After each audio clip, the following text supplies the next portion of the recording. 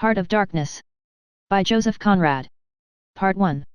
The Nelly, a cruising yawl, swung to her anchor without a flutter of the sails, and was at rest. The flood had made, the wind was nearly calm, and being bound down the river, the only thing for it was to come to and wait for the turn of the tide. The sea reach of the Thames stretched before us like the beginning of an interminable waterway.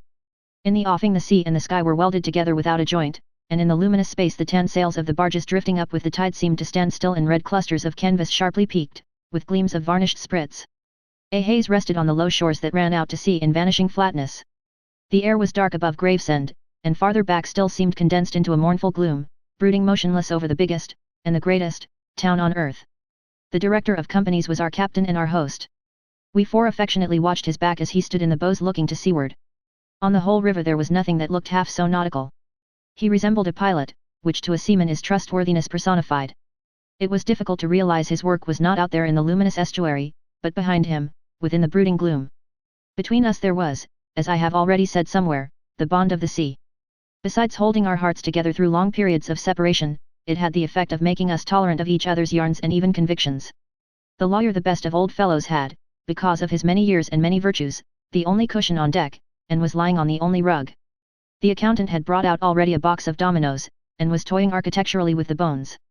Marlowe sat cross-legged right aft, leaning against the mizzen-mast. He had sunken cheeks, a yellow complexion, a straight back, an ascetic aspect, and, with his arms dropped, the palms of hands outwards, resembled an idol. The director, satisfied the anchor had good hold, made his way aft and sat down amongst us. We exchanged a few words lazily. Afterwards there was silence on board the yacht. For some reason or other we did not begin that game of dominoes. We felt meditative, and fit for nothing but placid staring. The day was ending in a serenity of still and exquisite brilliance. The waters shone pacifically, the sky, without a speck, was a benign immensity of unstained light, the very mist on the Essex marsh was like a gauzy and radiant fabric, hung from the wooded rises inland, and draping the low shores in diaphanous folds.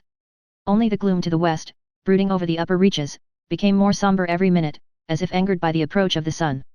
And at last, in its curved and imperceptible fall, the sun sank low, and from glowing white changed to a dull red without rays and without heat, as if about to go out suddenly, stricken to death by the touch of that gloom brooding over a crowd of men.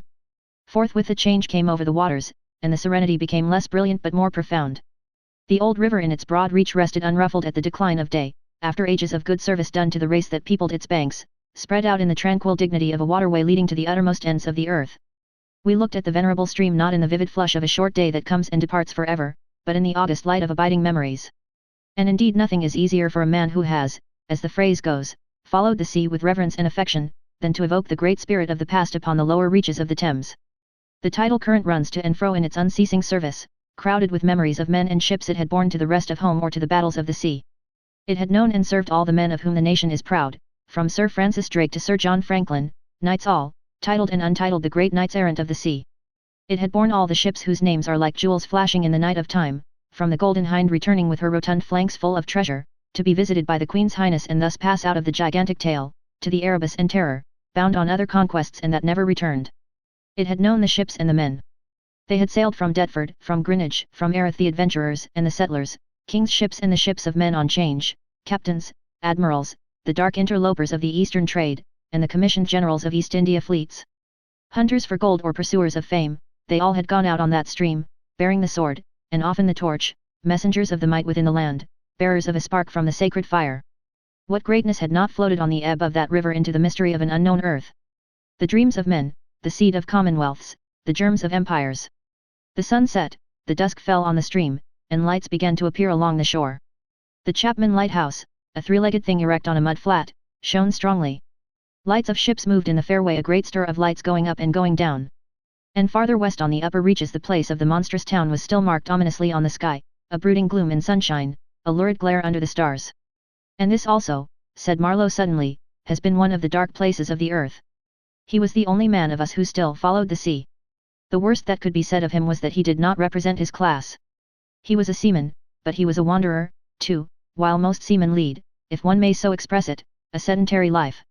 Their minds are of the stay-at-home order, and their home is always with them the ship, and so is their country the sea. One ship is very much like another, and the sea is always the same. In the immutability of their surroundings the foreign shores, the foreign faces, the changing immensity of life, glide past, veiled not by a sense of mystery but by a slightly disdainful ignorance, for there is nothing mysterious to a seaman unless it be the sea itself, which is the mistress of his existence and as inscrutable as destiny. For the rest, after his hours of work, a casual stroll or a casual spree on shore suffices to unfold for him the secret of a whole continent, and generally he finds the secret not worth knowing. The yarns of seamen have a direct simplicity, the whole meaning of which lies within the shell of a cracked nut.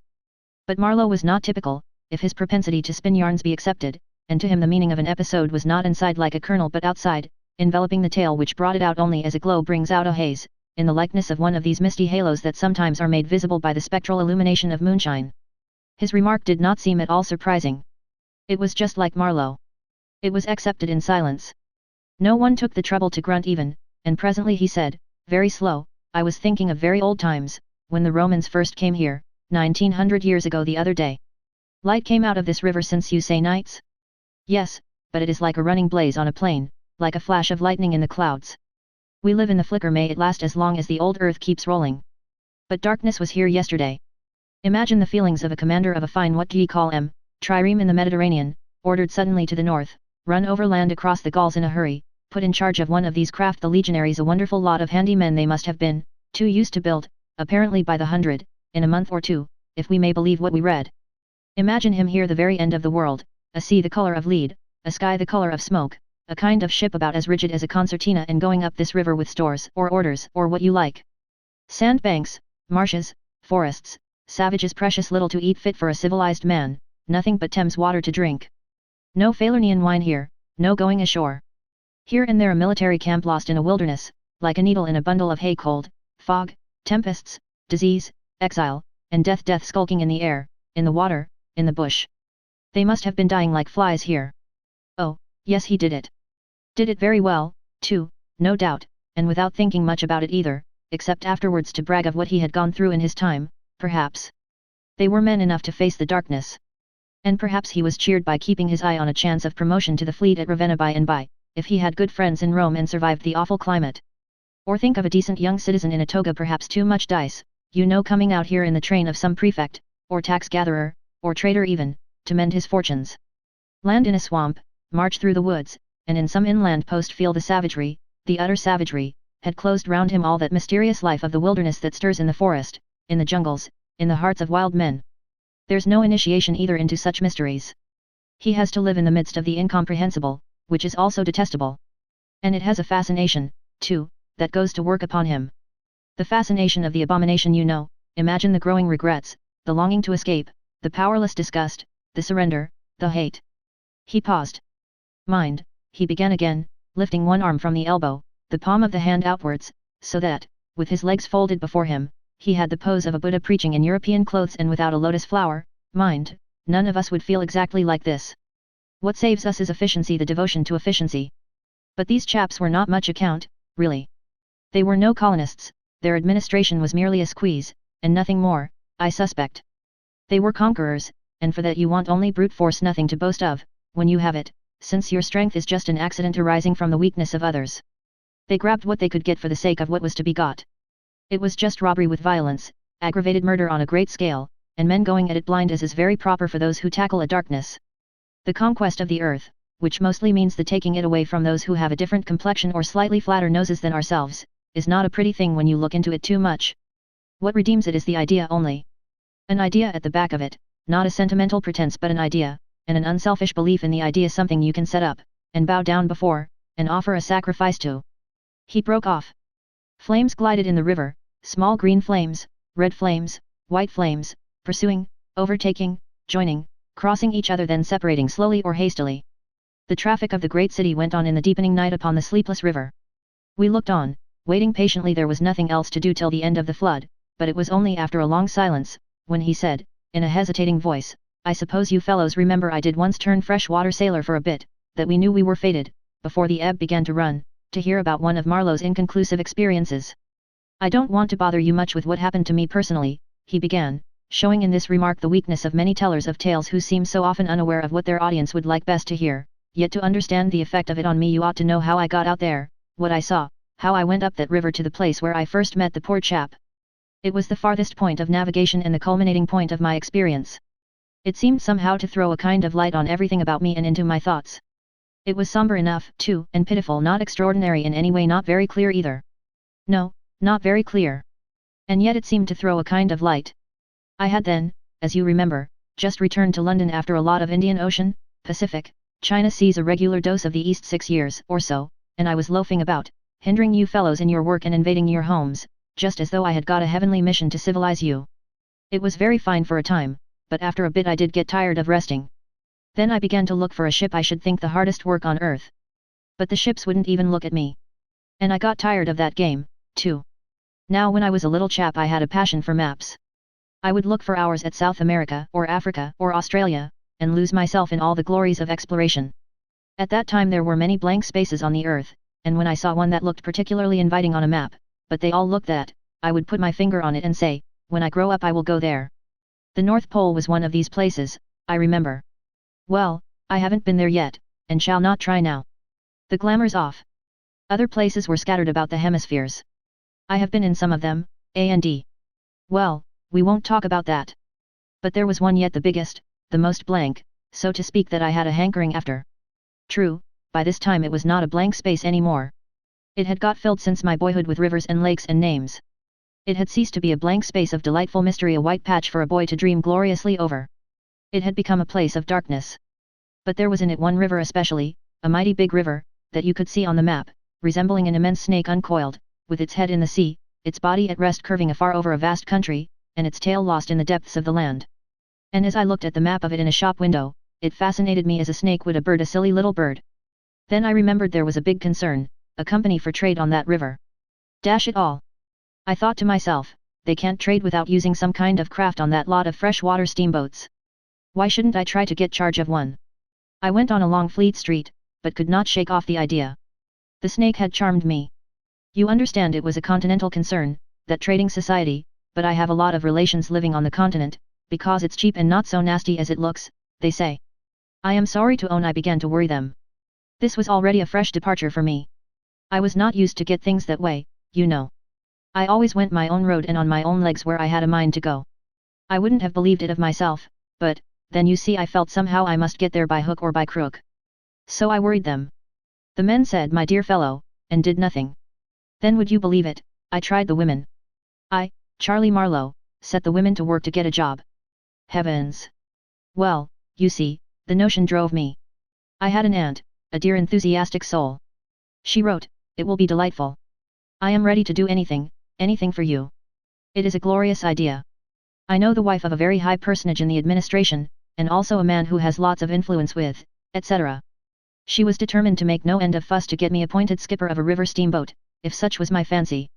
I got my appointment of course, and I got it very quick. It appears the company had received news that one of their captains had been killed in a scuffle with the natives. This was my chance, and it made me the more anxious to go. It was only months and months afterwards, when I made the attempt to recover what was left of the body, that I heard the original quarrel arose from a misunderstanding about some hens. Yes, 2 black hens. Fresleven, that was the fellow's name. A Dane thought himself wronged somehow in the bargain, so he went ashore and started to hammer the chief of the village with a stick. Oh, it didn't surprise me in the least to hear this, and at the same time to be told that Fresleven was the gentlest, quietest creature that ever walked on 2 legs. No doubt he was, but he had been a couple of years already out there engaged in the noble cause, you know, and he probably felt the need at last of asserting his self-respect in some way. Therefore he whacked the old nigger mercilessly, while a big crowd of his people watched him, thunderstruck, till some man, I was told the chief's son, in desperation at hearing the old chap yell, made a tentative jab with a spear at the white man, and of course it went quite easy between the shoulder blades.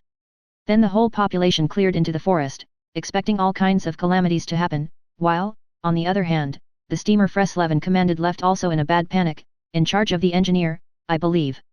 Afterwards nobody seemed to trouble much about Fresleven's remains, till I got out and stepped into his shoes. I couldn't let it rest, though, but when an opportunity offered at last to meet my predecessor, the grass growing through his ribs was tall enough to hide his bones. They were all there. The supernatural being had not been touched after he fell. And the village was deserted, the huts gaped black, rotting, all askew within the fallen enclosures. A calamity had come to it, sure enough. The people had vanished.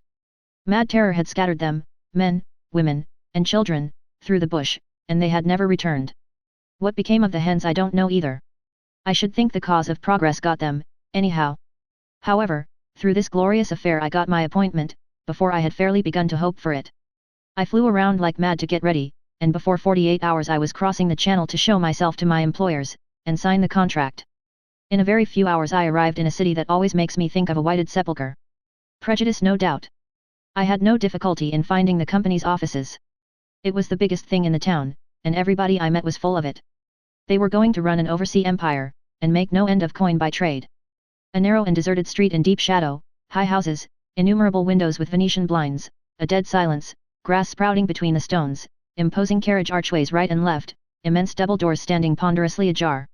I slipped through one of these cracks, went up a swept and ungarnished staircase, as arid as a desert, and opened the first door I came to. Two women, one fat and the other slim, sat on straw-bottomed chairs, knitting black wool. The slim one got up and walked straight at me, still knitting with downcast eyes, and only just as I began to think of getting out of her way, as you would for a somnambulist, stood still, and looked up. Her dress was as plain as an umbrella cover, and she turned round without a word and preceded me into a waiting room. I gave my name, and looked about. Deal table in the middle, plain chairs all round the walls, on one end a large shining map, marked with all the colors of a rainbow. There was a vast amount of red, good to see at any time, because one knows that some real work is done in there, a deuce of a lot of blue, a little green, smears of orange, and, on the east coast, a purple patch, to show where the jolly pioneers of progress drink the jolly lager beer. However, I wasn't going into any of these. I was going into the yellow. Dead in the center. And the river was there, fascinating, deadly like a snake. Oof. A door opened, a white-haired secretarial head, but wearing a compassionate expression, appeared, and a skinny forefinger beckoned me into the sanctuary. Its light was dim, and a heavy writing desk squatted in the middle. From behind that structure came out an impression of pale plumpness in a frock coat. The great man himself. He was 5 feet 6, I should judge, and had his grip on the handle end of ever so many millions. He shook hands, I fancy, murmured vaguely, was satisfied with my French. Bon voyage. In about 45 seconds I found myself again in the waiting room with the compassionate secretary, who, full of desolation and sympathy, made me sign some document. I believe I undertook amongst other things not to disclose any trade secrets. Well, I am not going to. I began to feel slightly uneasy. You know, I am not used to such ceremonies, and there was something ominous in the atmosphere. It was just as though I had been let into some conspiracy, I don't know, something not quite right, and I was glad to get out. In the outer room the two women knitted black wool feverishly. People were arriving, and the younger one was walking back and forth introducing them. The old one sat on her chair. Her flat cloth slippers were propped up on a foot warmer, and a cat reposed on her lap. She wore a starched white affair on her head, had a wart on one cheek, and silver-rimmed spectacles hung on the tip of her nose. She glanced at me above the glasses. The swift and indifferent placidity of that look troubled me. Two youths with foolish and cheery countenances were being piloted over, and she threw at them the same quick glance of unconcerned wisdom. She seemed to know all about them and about me, too. An eerie feeling came over me. She seemed uncanny and fateful. Often far away there I thought of these two, guarding the door of darkness, knitting black wool as for a warm pall, one introducing continuously to the unknown, the other scrutinizing the cheery and foolish faces with unconcerned old eyes. Ave! Old knitter of black wool. Morituri te salutant. Not many of those she looked at ever saw her again, not half, by a long way. There was yet a visit to the doctor. A simple formality, assured me the secretary, with an air of taking an immense part in all my sorrows. Accordingly a young chap wearing his hat over the left eyebrow, some clerk, I suppose there must have been clerks in the business, though the house was as still as a house in a city of the dead, came from somewhere upstairs, and led me forth. He was shabby and careless, with ink stains on the sleeves of his jacket, and his cravat was large and billowy, under a chin shaped like the toe of an old boot. It was a little too early for the doctor, so I proposed a drink, and thereupon he developed a vein of joviality. As we sat over our vermouths he glorified the company's business, and by I expressed casually my surprise at him not going out there. He became very cool and collected all at once. I am not such a fool as I look, quoth Plato to his disciples, he said sententiously, emptied his glass with great resolution, and we rose. The old doctor felt my pulse, evidently thinking of something else the while. Good for there, he mumbled, and then with a certain eagerness asked me whether I would let him measure my head. Rather surprised, I said yes, when he produced a thing like calipers and got the dimensions back and front and every way, taking notes carefully. He was an unshaven little man in a threadbare coat like a gabardine, with his feet in slippers, and I thought him a harmless fool. I always ask leave, in the interests of science, to measure the crania of those going out there, he said. And when they come back, too? I asked. Oh, I never see them, he remarked, and, moreover, the changes take place inside, you know. He smiled, as if at some quiet joke. So you are going out there? Famous. Interesting, too. He gave me a searching glance, and made another note. Ever any madness in your family? He asked, in a matter-of-fact tone. I felt very annoyed. Is that question in the interests of science, too? It would be, he said, without taking notice of my irritation, interesting for science to watch the mental changes of individuals, on the spot, but, are you an alienist? I interrupted. Every doctor should be a little, answered that original, imperturbably. I have a little theory which you messers who go out there must help me to prove. This is my share in the advantages my country shall reap from the possession of such a magnificent dependency. The mere wealth I leave to others. Pardon my questions, but you are the first Englishman coming under my observation, I hastened to assure him I was not in the least typical. If I were, said I wouldn't be talking like this with you. What you say is rather profound, and probably erroneous, he said, with a laugh. Avoid irritation more than exposure to the sun. Adieu. How do you English say, goodbye? Ah. Goodbye. Adieu. In the tropics one must before everything keep calm. He lifted a warning forefinger. Do calm, do calm. One thing more remained to do, say goodbye to my excellent aunt. I found her triumphant. I had a cup of tea, the last decent cup of tea for many days, and in a room that most soothingly looked just as you would expect a lady's drawing room to look, we had a long quiet chat by the fireside. In the course of these confidences it became quite plain to me I had been represented to the wife of the high dignitary, and goodness knows to how many more people besides, as an exceptional and gifted creature, a piece of good fortune for the company, a man you don't get hold of every day. Good heavens! And I was going to take charge of a 2-penny halfpenny river steamboat with a penny whistle attached. It appeared, however, I was also one of the workers, with the capital you know. Something like an emissary of light, something like a lower sort of apostle. There had been a lot of such rot let loose in print and talk just about that time, and the excellent woman, living right in the rush of all that humbug, got carried off her feet. She talked about weaning those ignorant millions from their horrid ways, till, upon my word, she made me quite uncomfortable. I ventured to hint that the company was run for profit. You forget, dear Charlie, that the laborer is worthy of his hire, she said, brightly. It's queer how out of touch with truth women are. They live in a world of their own, and there has never been anything like it, and never can be. It is too beautiful altogether, and if they were to set it up it would go to pieces before the first sunset. Some confounded fact we men have been living contentedly with ever since the day of creation would start up and knock the whole thing over. After this I got embraced, told to wear flannel, be sure to write often, and so on, and I left. In the street I don't know why a queer feeling came to me that I was an impostor. Odd thing that I, who used to clear out for any part of the world at 24 hours notice, with less thought than most men give to the crossing of a street, had a moment I won't say of hesitation, but of startled pause, before this commonplace affair. The best way I can explain it to you is by saying that, for a second or two, I felt as though, instead of going to the center of a continent, I were about to set off for the center of the earth. I left in a French steamer, and she called in every blamed port they have out there, for, as far as I could see, the sole purpose of landing soldiers and custom house officers. I watched the coast. Watching a coast as it slips by the ship is like thinking about an enigma. There it is before you, smiling, frowning, inviting, grand, mean, insipid, or savage, and always mute with an air of whispering, "Come and find out." This one was almost featureless, as if still in the making, with an aspect of monotonous grimness. The edge of a colossal jungle, so dark green as to be almost black, fringed with white surf, ran straight, like a ruled line, far, far away along a blue sea whose glitter was blurred by a creeping mist. The sun was fierce, the land seemed to glisten and drip with steam. Here and there greyish-whitish specks showed up clustered inside the white surf, with a flag flying above them perhaps. Settlements some centuries old, and still no bigger than pinheads on the untouched expanse of their background.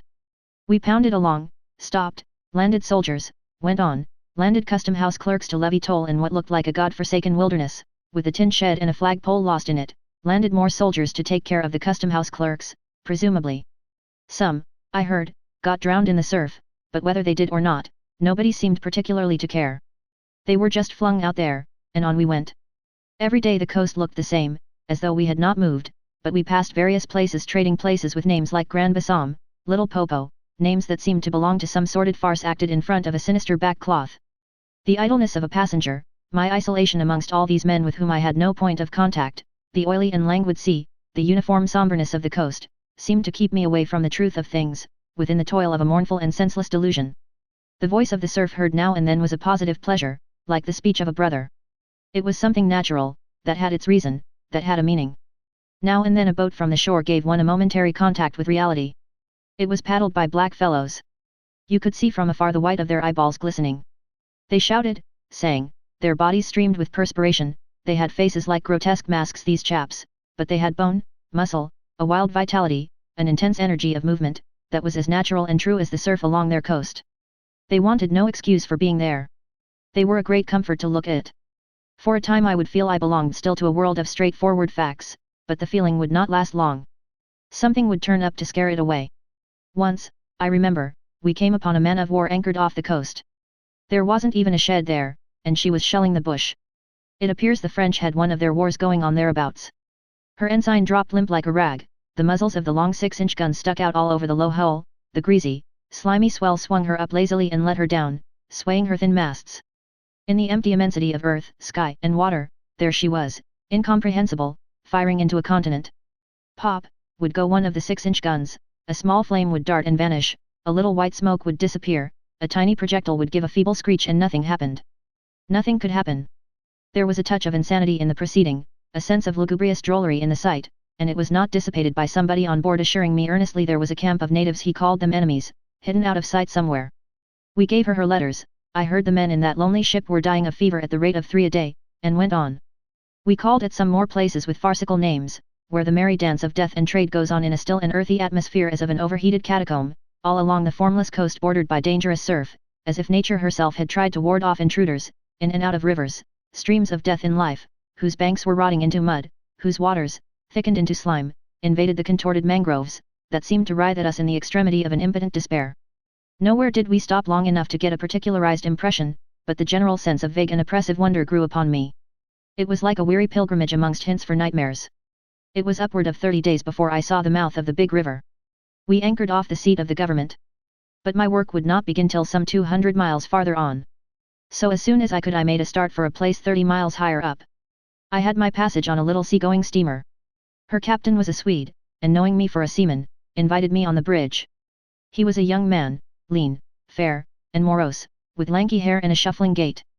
As we left the miserable little wharf, he tossed his head contemptuously at the shore. Been living there? He asked. I said, yes. Fine lot these government chaps, are they not? He went on, speaking English with great precision and considerable bitterness. It is funny what some people will do for a few francs a month. I wonder what becomes of that kind when it goes up country. I said to him I expected to see that soon. So he exclaimed. He shuffled athwart, keeping one eye ahead vigilantly. Don't be too sure, he continued. The other day I took up a man who hanged himself on the road. He was a Swede, too. Hanged himself? Why, in God's name? I cried. He kept on looking out watchfully. Who knows? The sun too much for him, or the country perhaps. At last we opened a reach.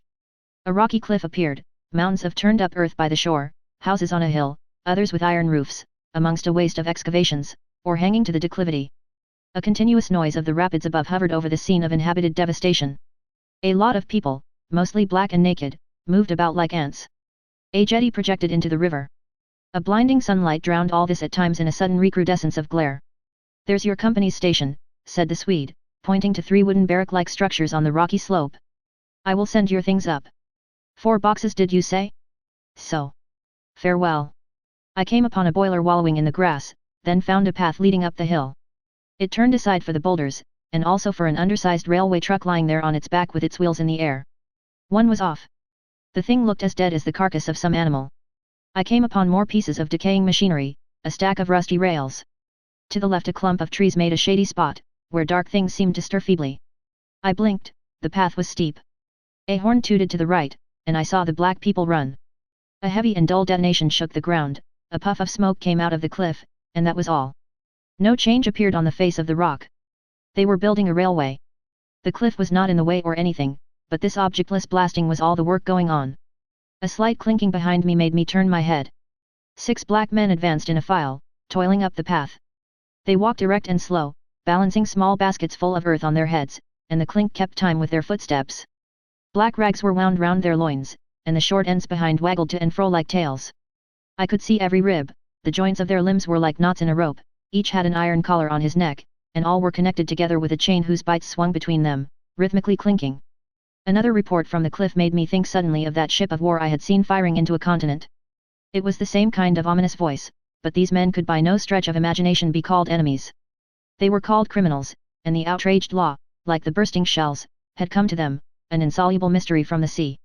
All their meager breasts panted together, the violently dilated nostrils quivered, the eyes stared stonily uphill. They passed me within 6 inches, without a glance, with that complete, death-like indifference of unhappy savages. Behind this raw matter one of the reclaimed, the product of the new forces at work, strolled despondently, carrying a rifle by its middle. He had a uniform jacket with one button off, and seeing a white man on the path, hoisted his weapon to his shoulder with alacrity. This was simple prudence, white men being so much alike at a distance that he could not tell who I might be. He was speedily reassured, and with a large, white, rascally grin, and a glance at his charge, seemed to take me into partnership in his exalted trust. After all, I also was a part of the great cause of these high and just proceedings. Instead of going up, I turned and descended to the left. My idea was to let that chain gang get out of sight before I climbed the hill.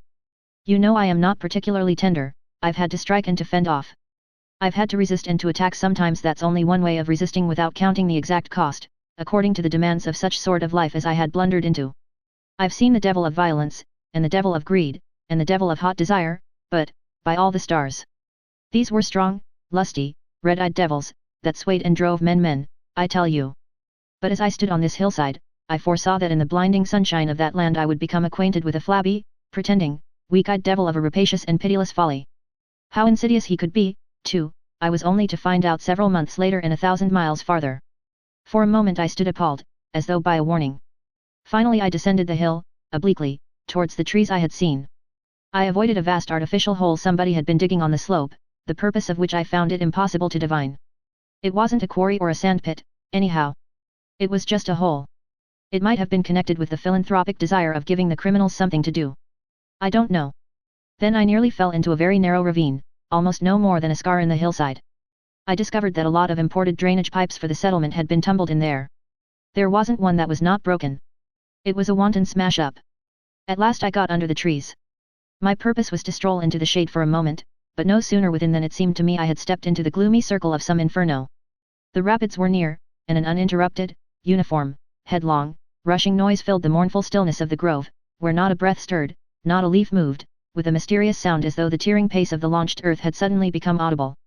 Black shapes crouched, lay, sat between the trees leaning against the trunks, clinging to the earth, half coming out, half effaced within the dim light, in all the attitudes of pain, abandonment, and despair. Another mine on the cliff went off, followed by a slight shudder of the soil under my feet. The work was going on. The work. And this was the place where some of the helpers had withdrawn to die. They were dying slowly, it was very clear. They were not enemies, they were not criminals, they were nothing earthly now, nothing but black shadows of disease and starvation, lying confusedly in the greenish gloom. Brought from all the recesses of the coast in all the legality of time contracts, lost in uncongenial surroundings, fed on unfamiliar food, they sickened, became inefficient, and were then allowed to crawl away and rest. These moribund shapes were free as air and nearly as thin. I began to distinguish the gleam of the eyes under the trees. Then, glancing down, I saw a face near my hand. The black bones reclined at full length with one shoulder against the tree, and slowly the eyelids rose and the sunken eyes looked up at me, enormous and vacant, a kind of blind, white flicker in the depths of the orbs, which died out slowly. The man seemed young, almost a boy, but you know with them it's hard to tell. I found nothing else to do but to offer him one of my good sweets ship's biscuits I had in my pocket. The fingers closed slowly on it and held. There was no other movement and no other glance. He had tied a bit of white worsted round his neck. Why? Where did he get it? Was it a badge, an ornament, a charm, a propitiatory act? Was there any idea at all connected with it? It looked startling round his black neck, this bit of white thread from beyond the seas. Near the same tree 2 more bundles of acute angles sat with their legs drawn up. One, with his chin propped on his knees, stared at nothing, in an intolerable and appalling manner. His brother phantom rested its forehead, as if overcome with a great weariness, and all about others were scattered in every pose of contorted collapse, as in some picture of a massacre or a pestilence. While I stood horror-struck, one of these creatures rose to his hands and knees, and went off on all fours towards the river to drink. He lapped out of his hand, then sat up in the sunlight, crossing his shins in front of him, and after a time let his woolly head fall on his breastbone. I didn't want any more loitering in the shade, and I made haste towards the station. When near the buildings I met a white man, in such an unexpected elegance of get-up that in the first moment I took him for a sort of vision. I saw a high starched collar, white cuffs, a light alpaca jacket, snowy trousers, a clean necktie, and varnished boots. No hat. Hair parted, brushed, oiled, under a green-lined parasol held in a big white hand. He was amazing, and had a pen holder behind his ear. I shook hands with this miracle, and I learned he was the company's chief accountant, and that all the bookkeeping was done at this station. He had come out for a moment, he said, to get a breath of fresh air. The expression sounded wonderfully odd, with its suggestion of sedentary desk life. I wouldn't have mentioned the fellow to you at all, only it was from his lips that I first heard the name of the man who is so indissolubly connected with the memories of that time. Moreover, I respected the fellow. Yes, I respected his collars, his vast cuffs, his brushed hair. His appearance was certainly that of a hairdresser's dummy, but in the great demoralization of the land he kept up his appearance. That's backbone. His starched collars and got-up shirt fronts were achievements of character.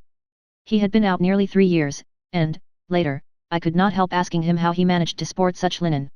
He had just the faintest blush, and said modestly, "I've been teaching one of the native women about the station. It was difficult.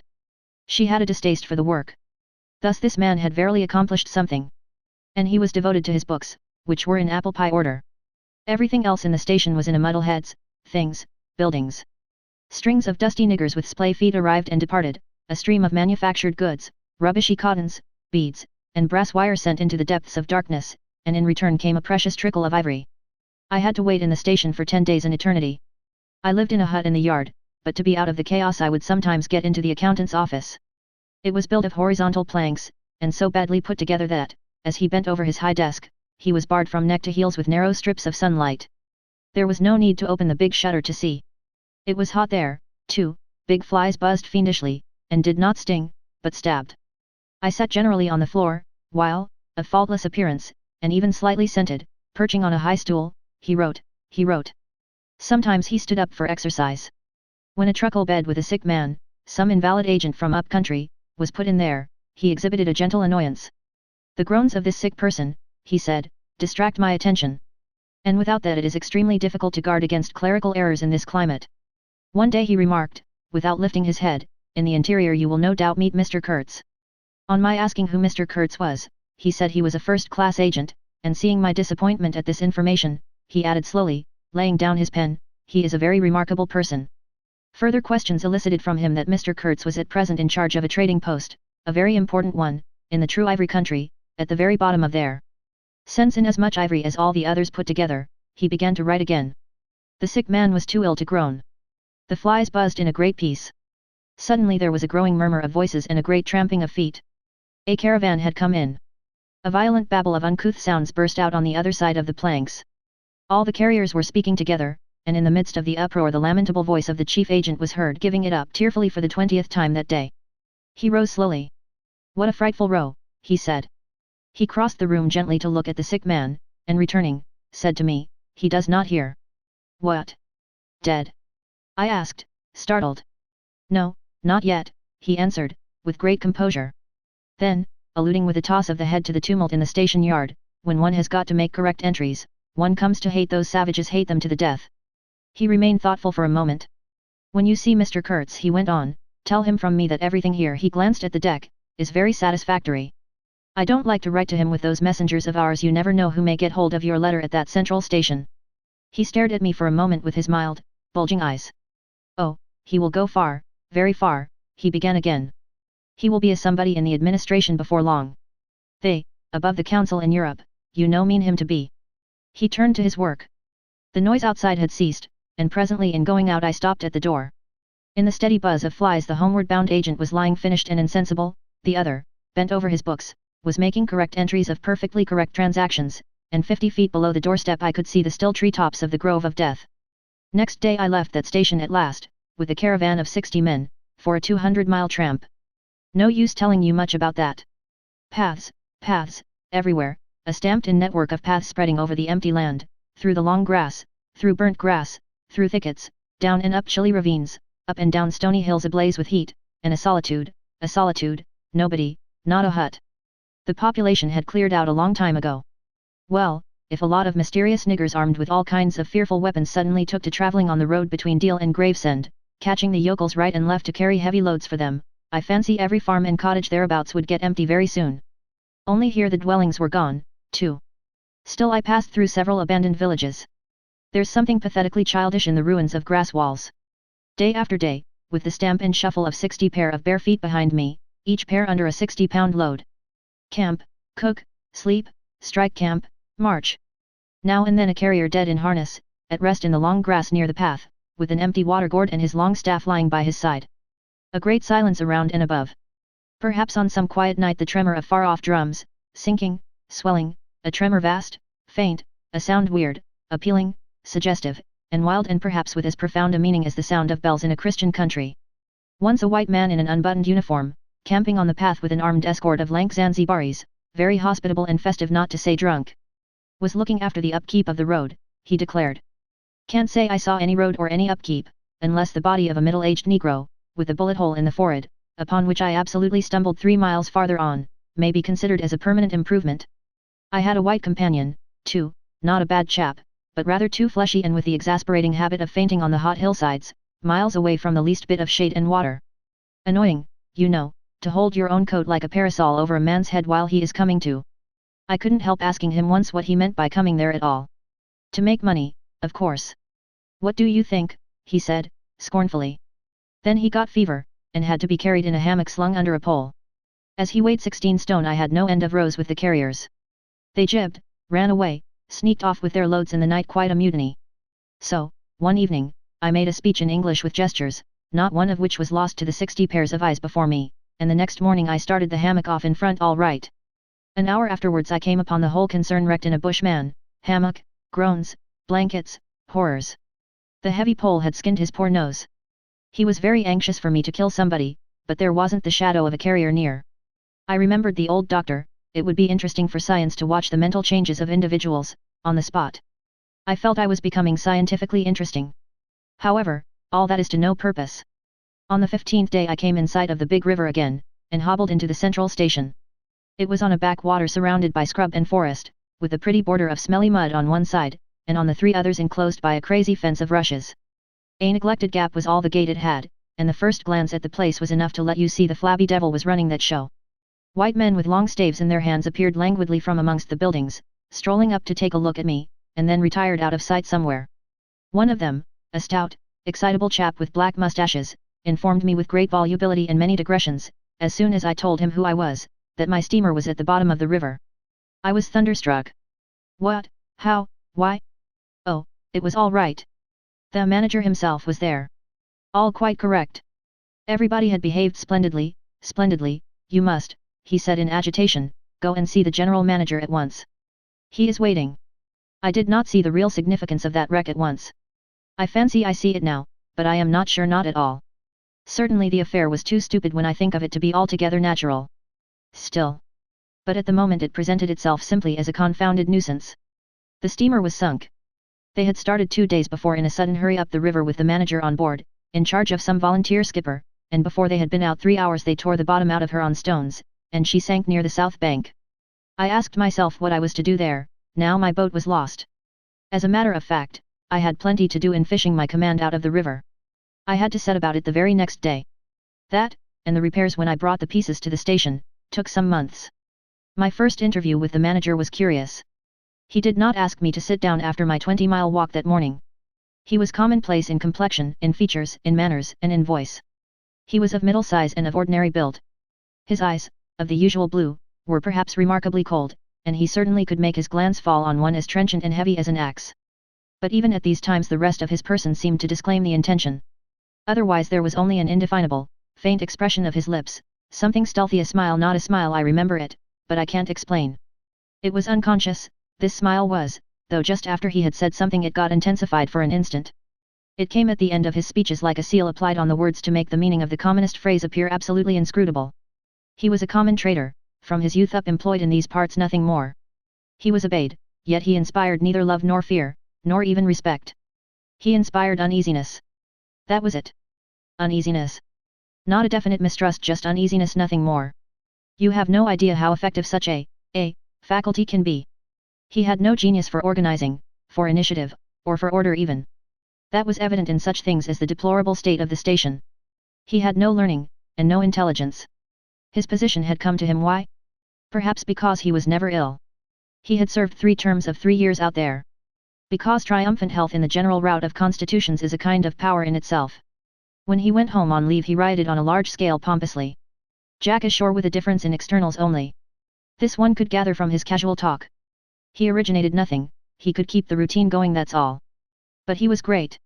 He was great by this little thing that it was impossible to tell what could control such a man. He never gave that secret away. Perhaps there was nothing within him. Such a suspicion made one pause, for out there were no external checks. Once when various tropical diseases had laid low almost every agent in the station, he was heard to say, "Men who come out here should have no entrails." He sealed the utterance with that smile of his, as though it had been a door opening into a darkness he had in his keeping. You fancied you had seen things, but the seal was on. When annoyed at mealtimes by the constant quarrels of the white men about precedence, he ordered an immense round table to be made, for which a special house had to be built.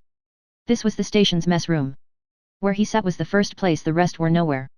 One felt this to be his unalterable conviction. He was neither civil nor uncivil.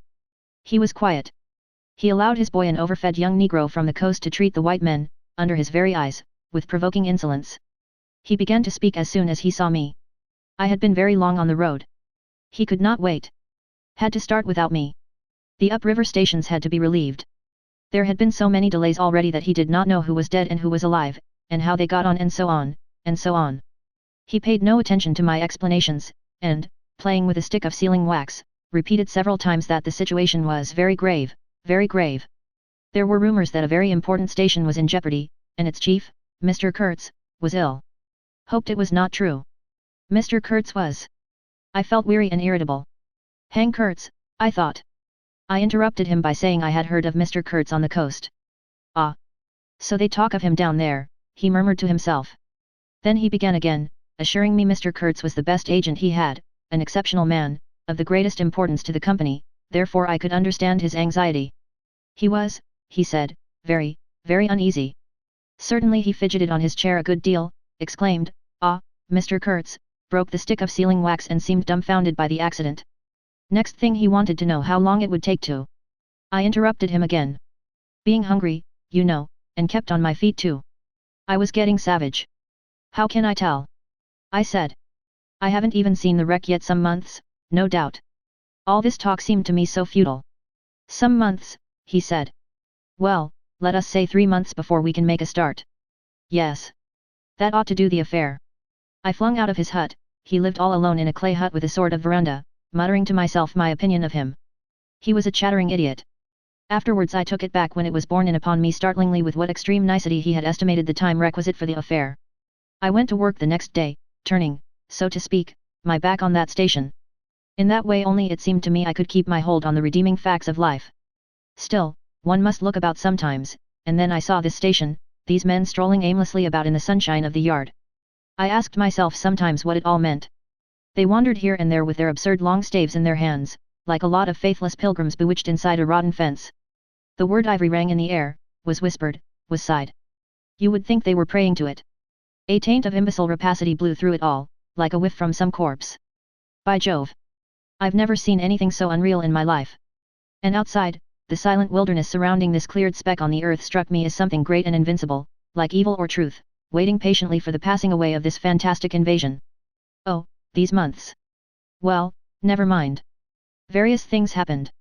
One evening a grass shed full of calico, cotton prints, beads, and I don't know what else, burst into a blaze so suddenly that you would have thought the earth had opened to let an avenging fire consume all that trash. I was smoking my pipe quietly by my dismantled steamer, and saw them all cutting capers in the light, with their arms lifted high, when the stout man with mustaches came tearing down to the river, a tin pail in his hand, assured me that everybody was behaving splendidly, splendidly, dipped about a quart of water and tore back again. I noticed there was a hole in the bottom of his pail. I strolled up. There was no hurry. You see, the thing had gone off like a box of matches. It had been hopeless from the very first. The flame had leaped high, driven everybody back, lighted up everything and collapsed. The shed was already a heap of embers glowing fiercely. A nigger was being beaten nearby. They said he had caused the fire in some way, be that as it may, he was screeching most horribly. I saw him, later, for several days, sitting in a bit of shade looking very sick and trying to recover himself. Afterwards he arose and went out, and the wilderness without a sound took him into its bosom again. As I approached the glow from the dark I found myself at the back of 2 men, talking. I heard the name of Kurtz pronounced, then the words, "Take advantage of this unfortunate accident." One of the men was the manager. I wished him a good evening. "Did you ever see anything like it, Ed? It is incredible," he said, and walked off. The other man remained. He was a first-class agent, young, gentlemanly, a bit reserved, with a forked little beard and a hooked nose. He was standoffish with the other agents, and they on their side said he was the manager's spy upon them. As to me, I had hardly ever spoken to him before. We got into talk, and by we strolled away from the hissing ruins. Then he asked me to his room, which was in the main building of the station. He struck a match, and I perceived that this young aristocrat had not only a silver-mounted dressing case but also a whole candle all to himself. Just at that time the manager was the only man supposed to have any right to candles. Native mats covered the clay walls, a collection of spears, assegais, shields, knives was hung up in trophies. The business entrusted to this fellow was the making of bricks, so I had been informed, but there wasn't a fragment of a brick anywhere in the station, and he had been there more than a year waiting. It seems he could not make bricks without something, I don't know what straw maybe. Anyway, it could not be found there, and as it was not likely to be sent from Europe, it did not appear clear to me what he was waiting for. An act of special creation perhaps. However, they were all waiting, all the 16 or 20 pilgrims of them, for something, and upon my word it did not seem an uncongenial occupation, from the way they took it, though the only thing that ever came to them was disease as far as I could see. They beguiled the time by backbiting and intriguing against each other in a foolish kind of way. There was an air of plotting about that station, but nothing came of it, of course. It was as unreal as everything else, as the philanthropic pretense of the whole concern, as their talk, as their government, as their show of work. The only real feeling was a desire to get appointed to a trading post where ivory was to be had, so that they could earn percentages. They intrigued and slandered and hated each other only on that account, but as to effectually lifting a little finger, oh, no. By heavens! There is something after all in the world allowing one man to steal a horse while another must not look at a halter. Steal a horse straight out. Very well. He has done it. Perhaps he can ride. But there is a way of looking at a halter that would provoke the most charitable of saints into a kick. I had no idea why he wanted to be sociable, but as we chatted in there it suddenly occurred to me the fellow was trying to get at something, in fact, pumping me. He alluded constantly to Europe, to the people I was supposed to know there, putting leading questions as to my acquaintances in the sepulchral city, and so on. His little eyes glittered like mica discs with curiosity, though he tried to keep up a bit of superciliousness. At first I was astonished, but very soon I became awfully curious to see what he would find out from me. I couldn't possibly imagine what I had in me to make it worth his while. It was very pretty to see how he baffled himself, for in truth my body was full only of chills, and my head had nothing in it but that wretched steamboat business. It was evident he took me for a perfectly shameless prevaricator. At last he got angry, and, to conceal a movement of furious annoyance, he yawned. I rose. Then I noticed a small sketch in oils, on a panel, representing a woman, draped and blindfolded, carrying a lighted torch. The background was somber, almost black. The movement of the woman was stately, and the effect of the torchlight on the face was sinister. It arrested me, and he stood by civilly, holding an empty half-pint champagne bottle, medical comforts, with the candle stuck in it. To my question he said Mr. Kurtz had painted this in this very station more than a year ago while waiting for means to go to his trading post. Tell me, pray, said I, who is this Mr. Kurtz? The chief of the inner station, he answered in a short tone, looking away. Much obliged, I said, laughing. And you are the brickmaker of the central station. Everyone knows that. He was silent for a while. He is a prodigy, he said at last. He is an emissary of pity and science and progress, and devil knows what else. We want, he began to declaim suddenly, for the guidance of the cause entrusted to us by Europe, so to speak, higher intelligence, wide sympathies, a singleness of purpose. Who says that? I asked. Lots of them, he replied. Some even write that, and so he comes here, a special being, as you ought to know. Why ought I to know? I interrupted, really surprised. He paid no attention. Yes. Today he is chief of the best station, next year he will be assistant manager, 2 years more and. But I dare say you know what he will be in 2 years' time. You are of the new gang, the gang of virtue. The same people who sent him specially also recommended you. Oh, don't say no. I've my own eyes to trust. Light dawned upon me. My dear aunt's influential acquaintances were producing an unexpected effect upon that young man. I nearly burst into a laugh. Do you read the company's confidential correspondence? I asked. He hadn't a word to say. It was great fun. When Mr. Kurtz, I continued, severely, is general manager, you won't have the opportunity. He blew the candle out suddenly, and we went outside. The moon had risen. Black figures strolled about listlessly, pouring water on the glow, whence proceeded a sound of hissing, steam ascended in the moonlight, the beaten nigger groaned somewhere. What a row the brute makes, said the indefatigable man with the mustaches, appearing near us. Serve him right. Transgression punishment bang. Pitiless, pitiless. That's the only way. This will prevent all conflagrations for the future. I was just telling the manager. He noticed my companion, and became crestfallen all at once. Not in bed yet, he said, with a kind of servile heartiness, it's so natural. Ha! Danger agitation. He vanished. I went on to the riverside, and the other followed me. I heard a scathing murmur at my ear, heap of muffs go to. The pilgrims could be seen in knots gesticulating, discussing. Several had still their staves in their hands. I verily believe they took these sticks to bed with them. Beyond the fence the forest stood up spectrally in the moonlight, and through that dim stir, through the faint sounds of that lamentable courtyard, the silence of the land went home to one's very heart, its mystery, its greatness, the amazing reality of its concealed life. The hurt nigger moaned feebly somewhere nearby, and then fetched a deep sigh that made me mend my pace away from there. I felt a hand introducing itself under my arm. "My dear sir," said the fellow, "I don't want to be misunderstood, and especially by you, who will see Mr. Kurtz long before I can have that pleasure. I wouldn't like him to get a false idea of my disposition." I let him run on, this papier-mâché Mephistopheles, and it seemed to me that if I tried I could poke my forefinger through him, and would find nothing inside but a little loose dirt, maybe. He, don't you see, had been planning to be assistant manager by and by under the present man, and I could see that the coming of that Kurtz had upset them both not a little. He talked precipitately, and I did not try to stop him. I had my shoulders against the wreck of my steamer, hauled up on the slope like a carcass of some big river animal. The smell of mud, of primeval mud, by Jove, was in my nostrils, the high stillness of primeval forest was before my eyes, there were shiny patches on the black creek. The moon had spread over everything a thin layer of silver over the rank grass, over the mud, upon the wall of matted vegetation standing higher than the wall of a temple, over the great river I could see through a somber gap glittering, glittering, as it flowed broadly by without a murmur. All this was great, expectant, mute, while the man jabbered about himself. I wondered whether the stillness on the face of the immensity looking at us two were meant as an appeal or as a menace.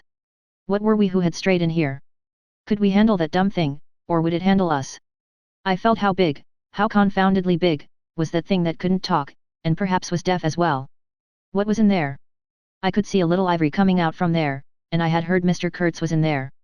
I had heard enough about it, too, God knows. Yet somehow it didn't bring any image with it no more than if I had been told an angel or a fiend was in there.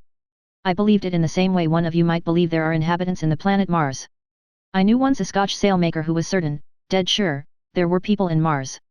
If you asked him for some idea how they looked and behaved, he would get shy and mutter something about walking on all fours. If you as much as smiled, he would, though a man of 60, offer to fight you.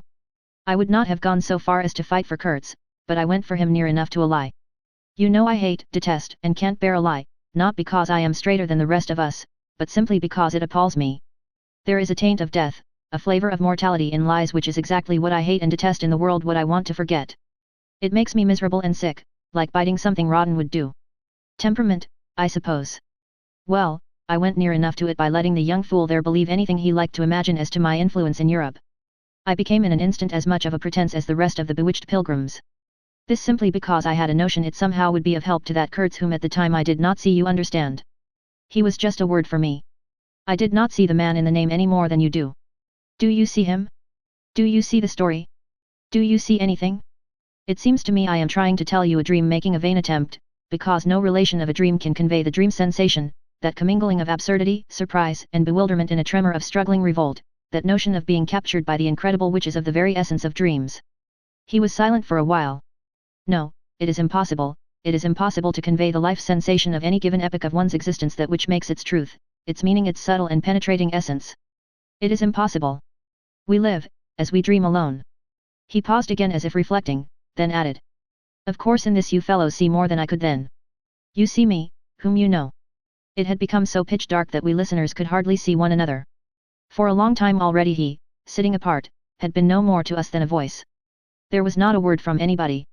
The others might have been asleep, but I was awake. I listened on the watch for the sentence, for the word, that would give me the clue to the faint uneasiness inspired by this narrative that seemed to shape itself without human lips in the heavy night air of the river. Yes, I let him run on, Marlowe began again, and think what he pleased about the powers that were behind me. I did. And there was nothing behind me. There was nothing but that wretched, old, mangled steamboat I was leaning against, while he talked fluently about the necessity for every man to get on. And when one comes out here, you conceive, it is not to gaze at the moon. Mr. Kurtz was a universal genius, but even a genius would find it easier to work with adequate tools intelligent men. He did not make bricks. Why, there was a physical impossibility in the way, as I was well aware, and if he did secretarial work for the manager, it was because no sensible man rejects wantonly the confidence of his superiors. Did I see it? I saw it. What more did I want? What I really wanted was rivets, by heaven. Rivets. To get on with the work to stop the hole. Rivets I wanted. There were cases of them down at the coast, cases piled up, burst, split. You kicked a loose rivet at every second step in that station yard on the hillside. Rivets had rolled into the grove of death. You could fill your pockets with rivets for the trouble of stooping down, and there wasn't one rivet to be found where it was wanted. We had plates that would do, but nothing to fasten them with. And every week the messenger, a long Negro, letter bag on shoulder and staff in hand, left our station for the coast. And several times a week a coast caravan came in with trade goods, ghastly glazed calico that made you shudder only to look at it, glass beads value about a penny a quart, confounded spotted cotton handkerchiefs.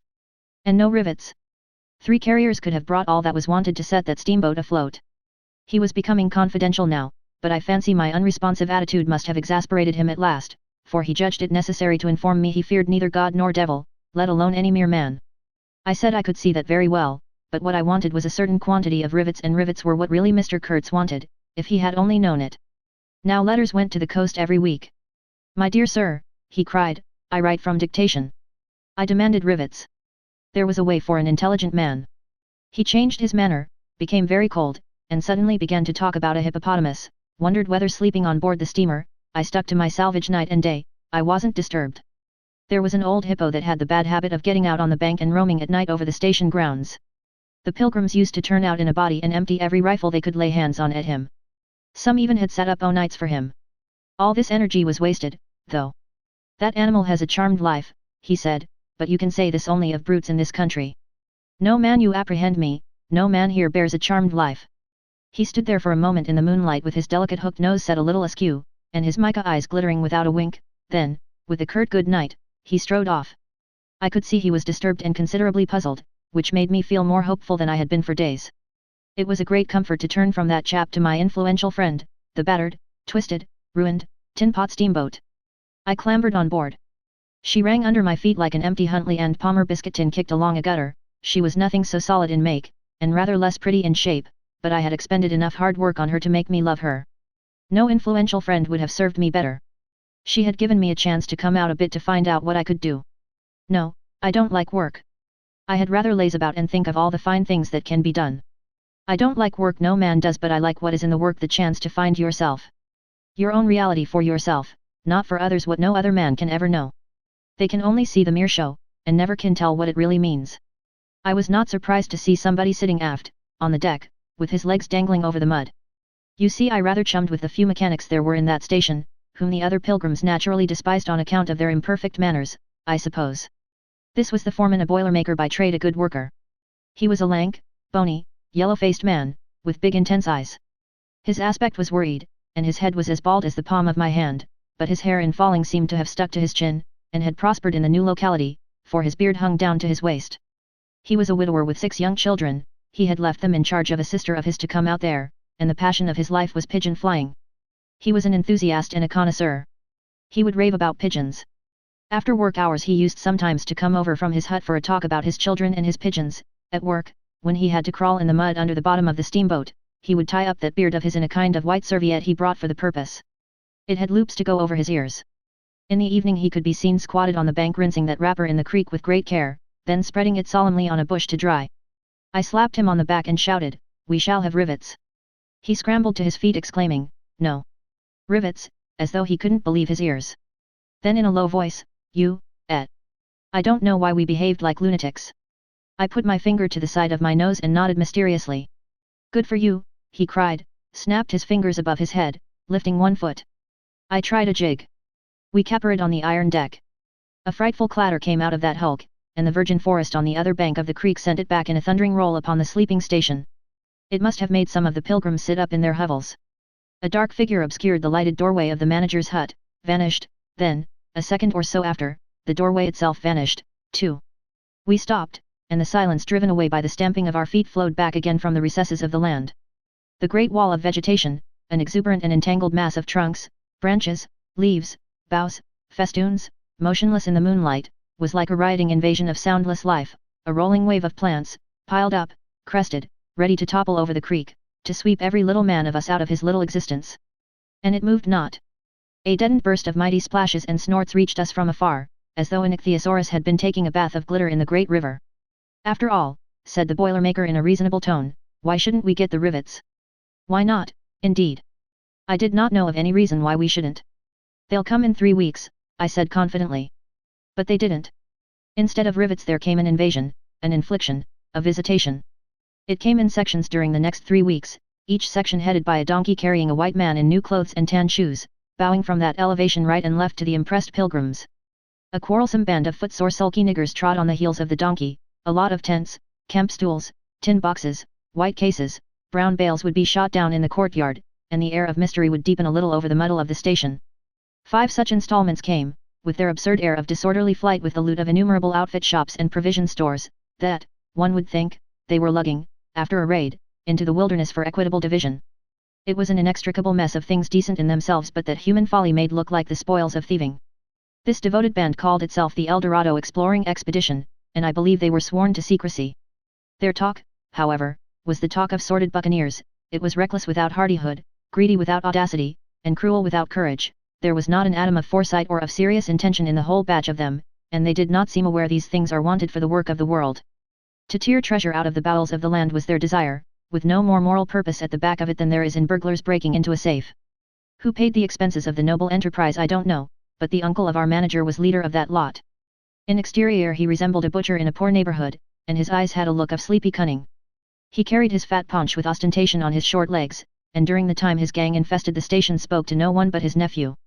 You could see these two roaming about all day long with their heads closed together in an everlasting confab. I had given up worrying myself about the rivets. One's capacity for that kind of folly is more limited than you would suppose. I said hang, and let things slide. I had plenty of time for meditation, and now and then I would give some thought to Kurtz. I wasn't very interested in him. No. Still, I was curious to see whether this man, who had come out equipped with moral ideas of some sort, would climb to the top after all and how he would set about his work when there. Part 2.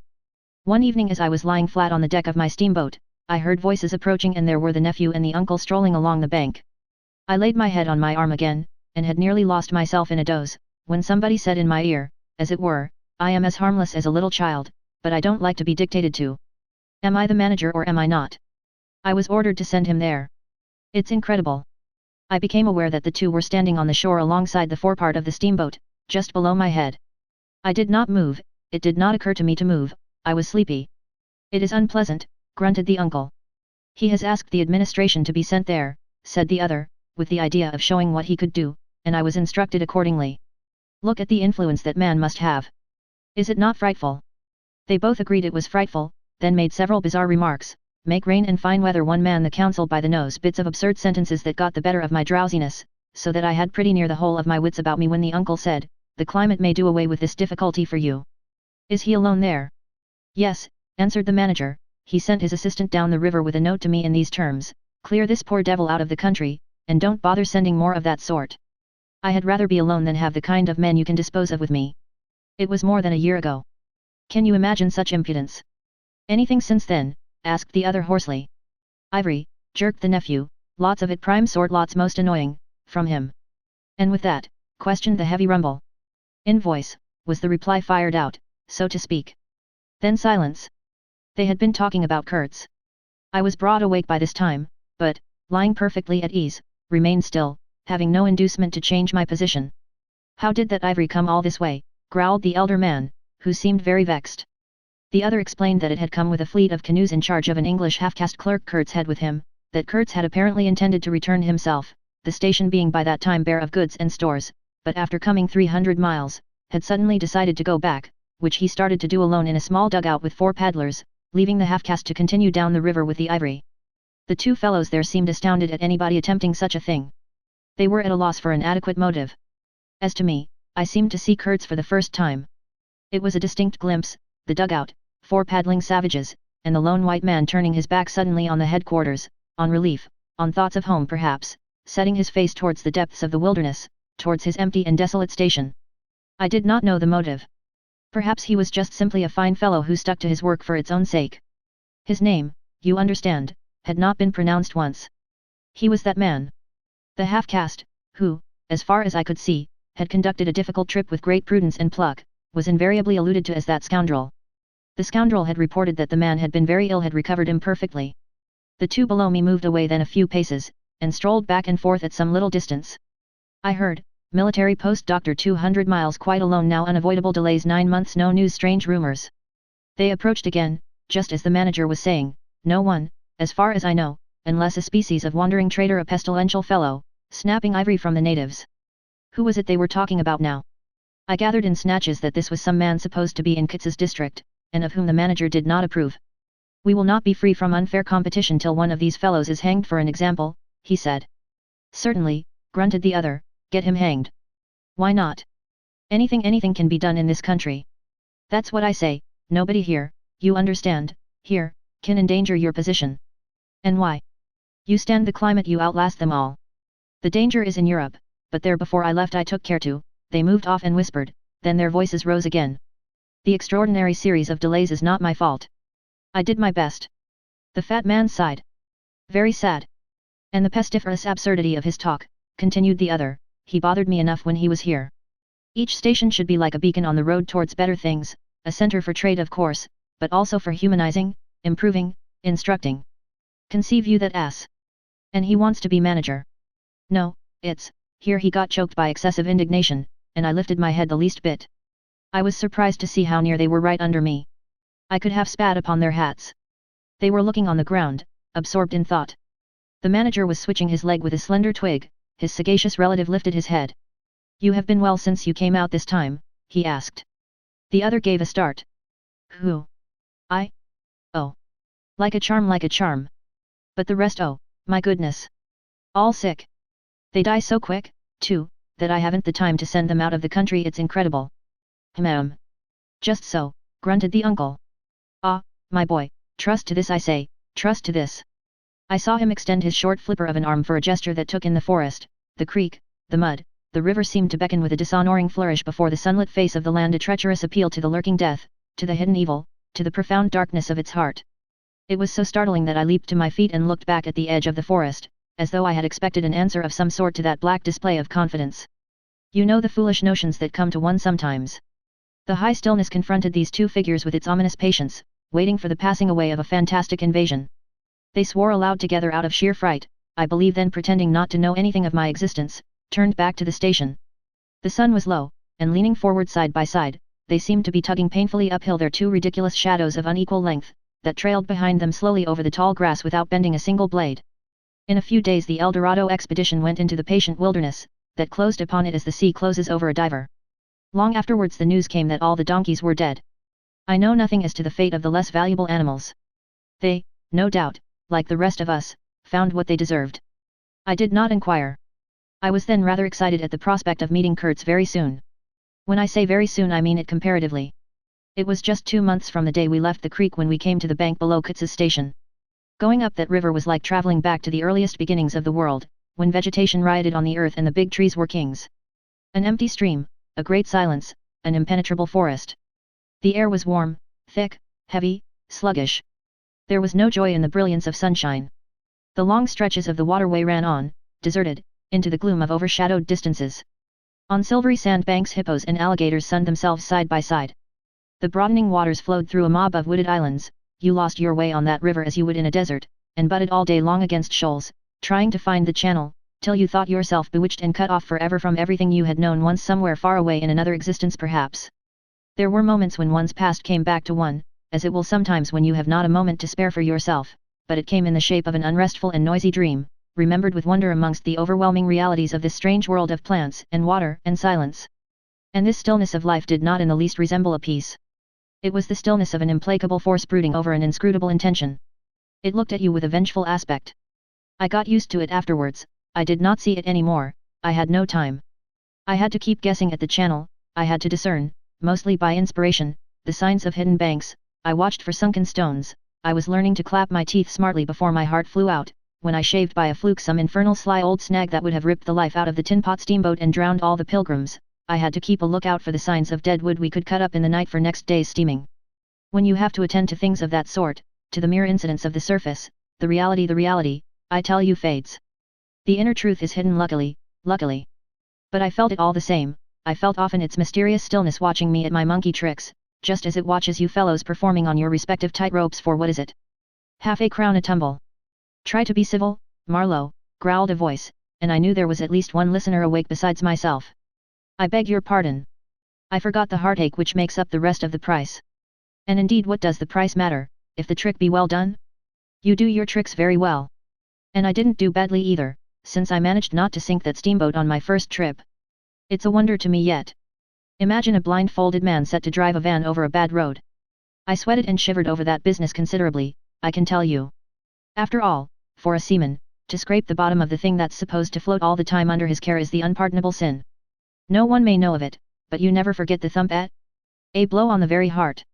You remember it, you dream of it, you wake up at night and think of it years after and go hot and cold all over. I don't pretend to say that steamboat floated all the time. More than once she had to wait for a bit, with 20 cannibals splashing around and pushing. We had enlisted some of these chaps on the way for a crew. Fine fellows, cannibals in their place. They were men one could work with, and I am grateful to them. And, after all, they did not eat each other before my face, they had brought along a provision of hippo meat which went rotten, and made the mystery of the wilderness stink in my nostrils. Phoo! I can sniff it now. I had the manager on board and 3 or 4 pilgrims with their staves all complete. Sometimes we came upon a station close by the bank, clinging to the skirts of the unknown, and the white men rushing out of a tumble-down hovel, with great gestures of joy and surprise and welcome, seemed very strange, had the appearance of being held there captive by a spell. The word ivory would ring in the air for a while and on we went again into the silence, along empty reaches, round the still bends, between the high walls of our winding way, reverberating in hollow claps the ponderous beat of the stern wheel. Trees, trees, millions of trees, massive, immense, running up high, and at their foot, hugging the bank against the stream, crept the little begrimed steamboat, like a sluggish beetle crawling on the floor of a lofty portico. It made you feel very small, very lost, and yet it was not altogether depressing, that feeling. After all, if you were small, the grimy beetle crawled on, which was just what you wanted it to do. Where the pilgrims imagined it crawled to I don't know. To some place where they expected to get something. I bet.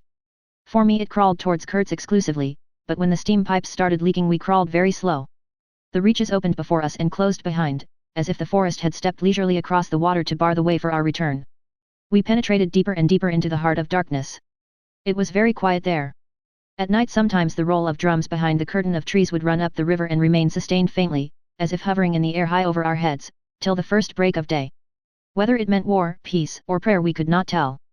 The dawns were heralded by the descent of a chill stillness, the woodcutters slept, their fires burned low, the snapping of a twig would make you start. We were wanderers on a prehistoric earth, on an earth that wore the aspect of an unknown planet. We could have fancied ourselves the first of men taking possession of an accursed inheritance, to be subdued at the cost of profound anguish and of excessive toil. But suddenly, as we struggled round a bend, there would be a glimpse of rush walls, of peaked grass roofs, a burst of yells, a whirl of black limbs, a mass of hands clapping, of feet stamping, of bodies swaying, of eyes rolling, under the droop of heavy and motionless foliage. The steamer toiled along slowly on the edge of a black and incomprehensible frenzy.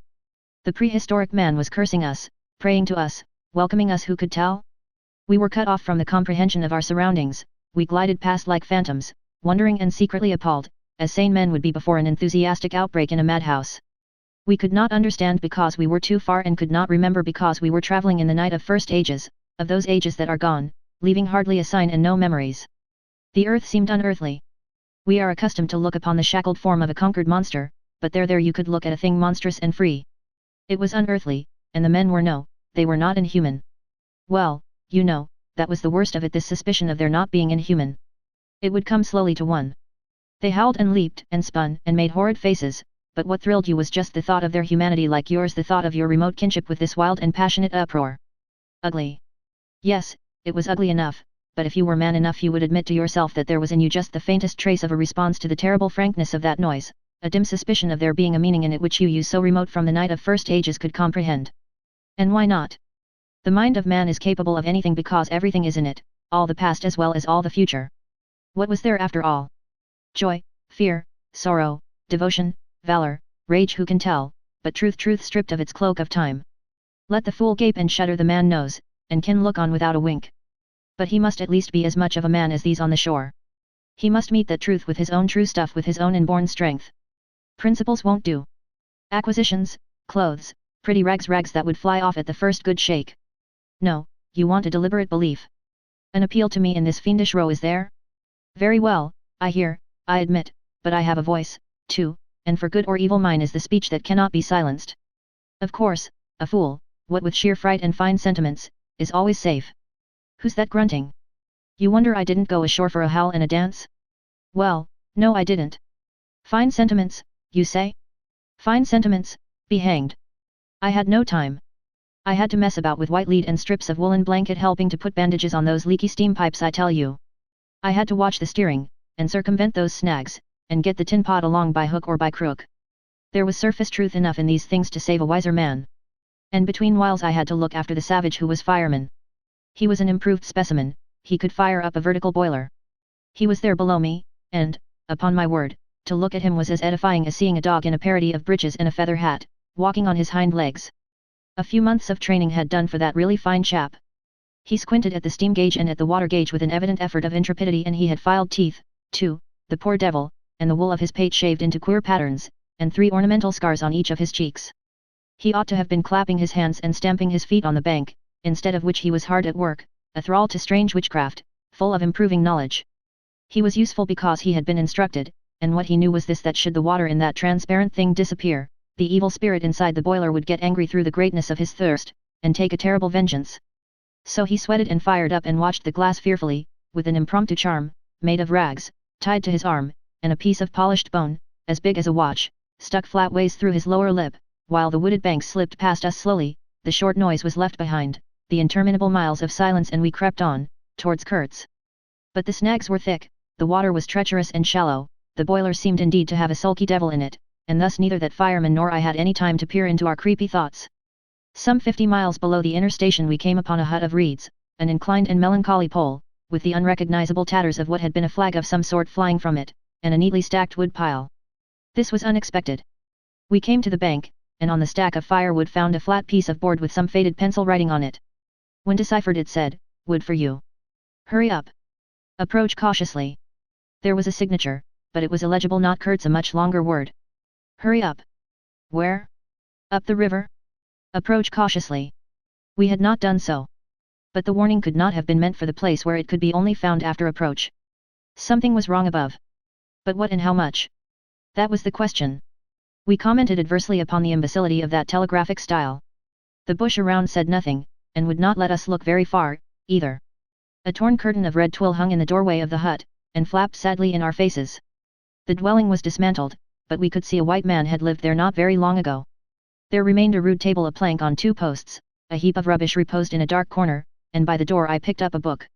It had lost its covers, and the pages had been thumbed into a state of extremely dirty softness, but the back had been lovingly stitched afresh with white cotton thread, which looked clean yet. It was an extraordinary find. Its title was, An Inquiry into Some Points of Seamanship, by a man Towson, some such name, master in His Majesty's Navy. The matter looked dreary reading enough, with illustrative diagrams and repulsive tables of figures, and the copy was 60 years old. I handled this amazing antiquity with the greatest possible tenderness, lest it should dissolve in my hands. Within, Towson or Towser was inquiring earnestly into the breaking strain of ships' chains and tackle, and other such matters. Not a very enthralling book, but at the first glance you could see there a singleness of intention, an honest concern for the right way of going to work, which made these humble pages, thought out so many years ago, luminous with another than a professional light. The simple old sailor, with his talk of chains and purchases, made me forget the jungle and the pilgrims in a delicious sensation of having come upon something unmistakably real.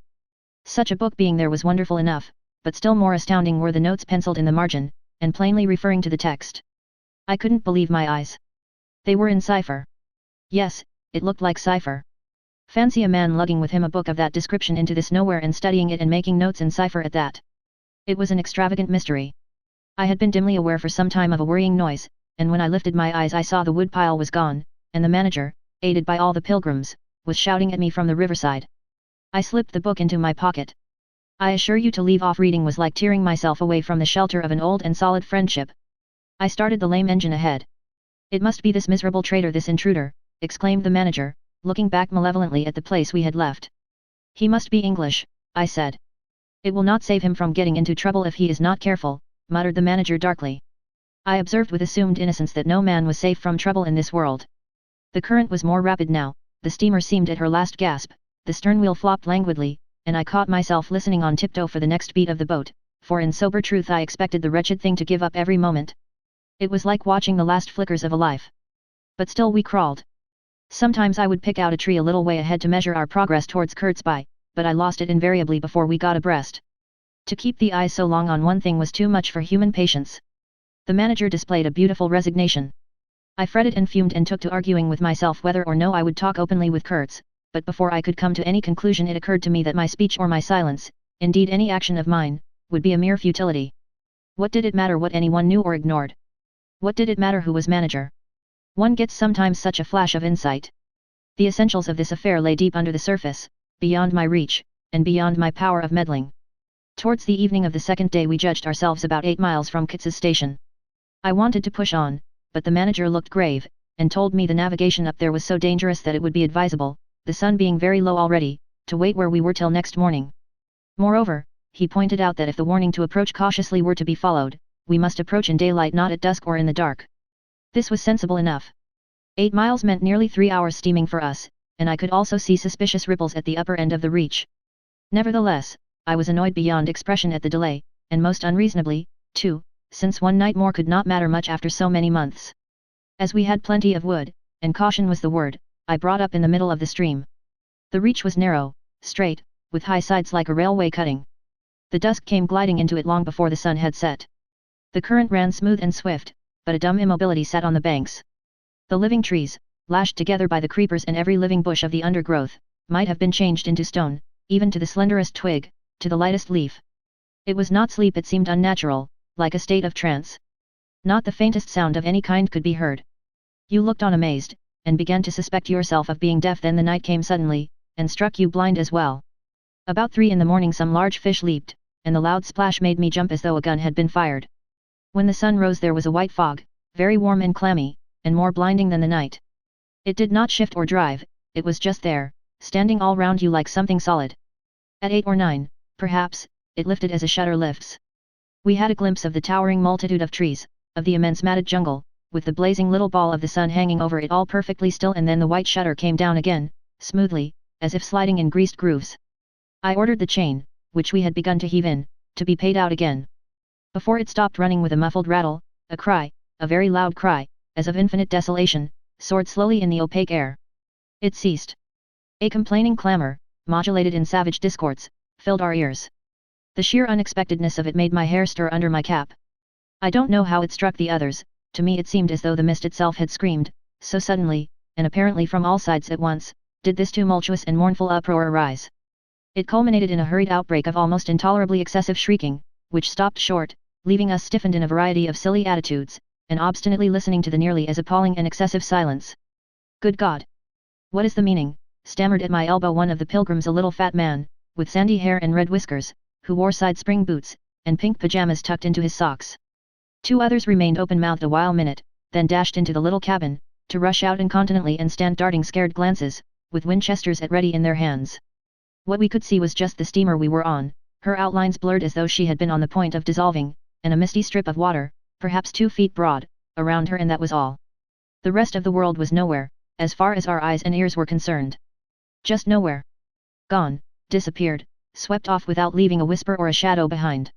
I went forward, and ordered the chain to be hauled in short, so as to be ready to trip the anchor and move the steamboat at once if necessary. Will they attack? Whispered an odd voice. We will be all butchered in this fog, murmured another. The faces twitched with the strain, the hands trembled slightly, the eyes forgot to wink.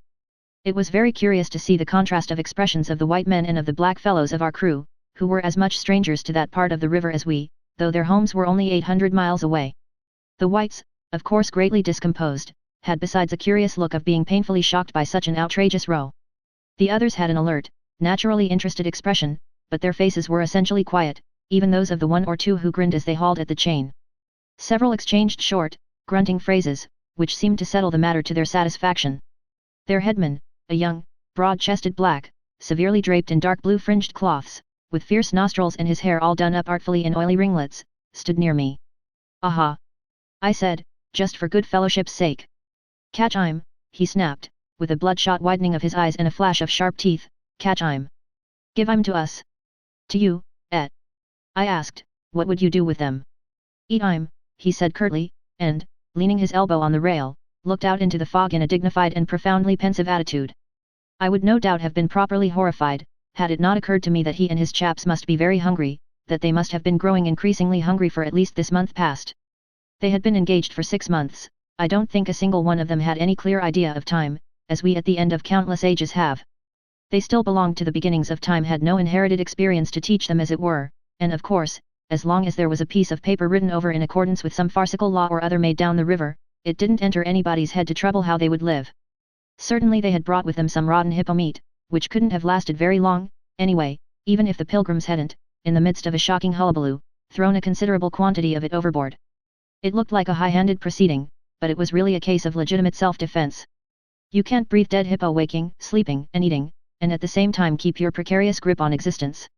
Besides that, they had given them every week 3 pieces of brass wire, each about 9 inches long, and the theory was they were to buy their provisions with that currency in riverside villages. You can see how that worked. There were either no villages, or the people were hostile, or the director, who like the rest of us fed out of tins, with an occasional old he-goat thrown in, didn't want to stop the steamer for some more or less recondite reason. So, unless they swallowed the wire itself, or made loops of it to snare the fishes with, I don't see what good their extravagant salary could be to them. I must say it was paid with a regularity worthy of a large and honorable trading company. For the rest, the only thing to eat, though it didn't look eatable in the least, I saw in their possession was a few lumps of some stuff like half-cooked dough, of a dirty lavender color, they kept wrapped in leaves, and now and then swallowed a piece of, but so small that it seemed done more for the looks of the thing than for any serious purpose of sustenance. Why in the name of all the gnawing devils of hunger they didn't go for us they were 30 to 5 and have a good tuck-in for once, amazes me now when I think of it. They were big powerful men, with not much capacity to weigh the consequences, with courage, with strength, even yet, though their skins were no longer glossy and their muscles no longer hard. And I saw that something restraining, one of those human secrets that baffle probability, had come into play there. I looked at them with a swift quickening of interest, not because it occurred to me I might be eaten by them before very long, though I own to you that just then I perceived in a new light, as it were, how unwholesome the pilgrims looked, and I hoped, yes, I positively hoped, that my aspect was not so, what shall I say, so unappetizing, a touch of fantastic vanity which fitted well with the dream sensation that pervaded all my days at that time. Perhaps I had a little fever, too. One can't live with one's finger everlastingly on one's pulse. I had often a little fever, or a little touch of other things, the playful paw strokes of the wilderness, the preliminary trifling before the more serious onslaught which came in due course. Yes, I looked at them as you would on any human being, with the curiosity of their impulses, motives, capacities, weaknesses, when brought to the test of an inexorable physical necessity. Restraint.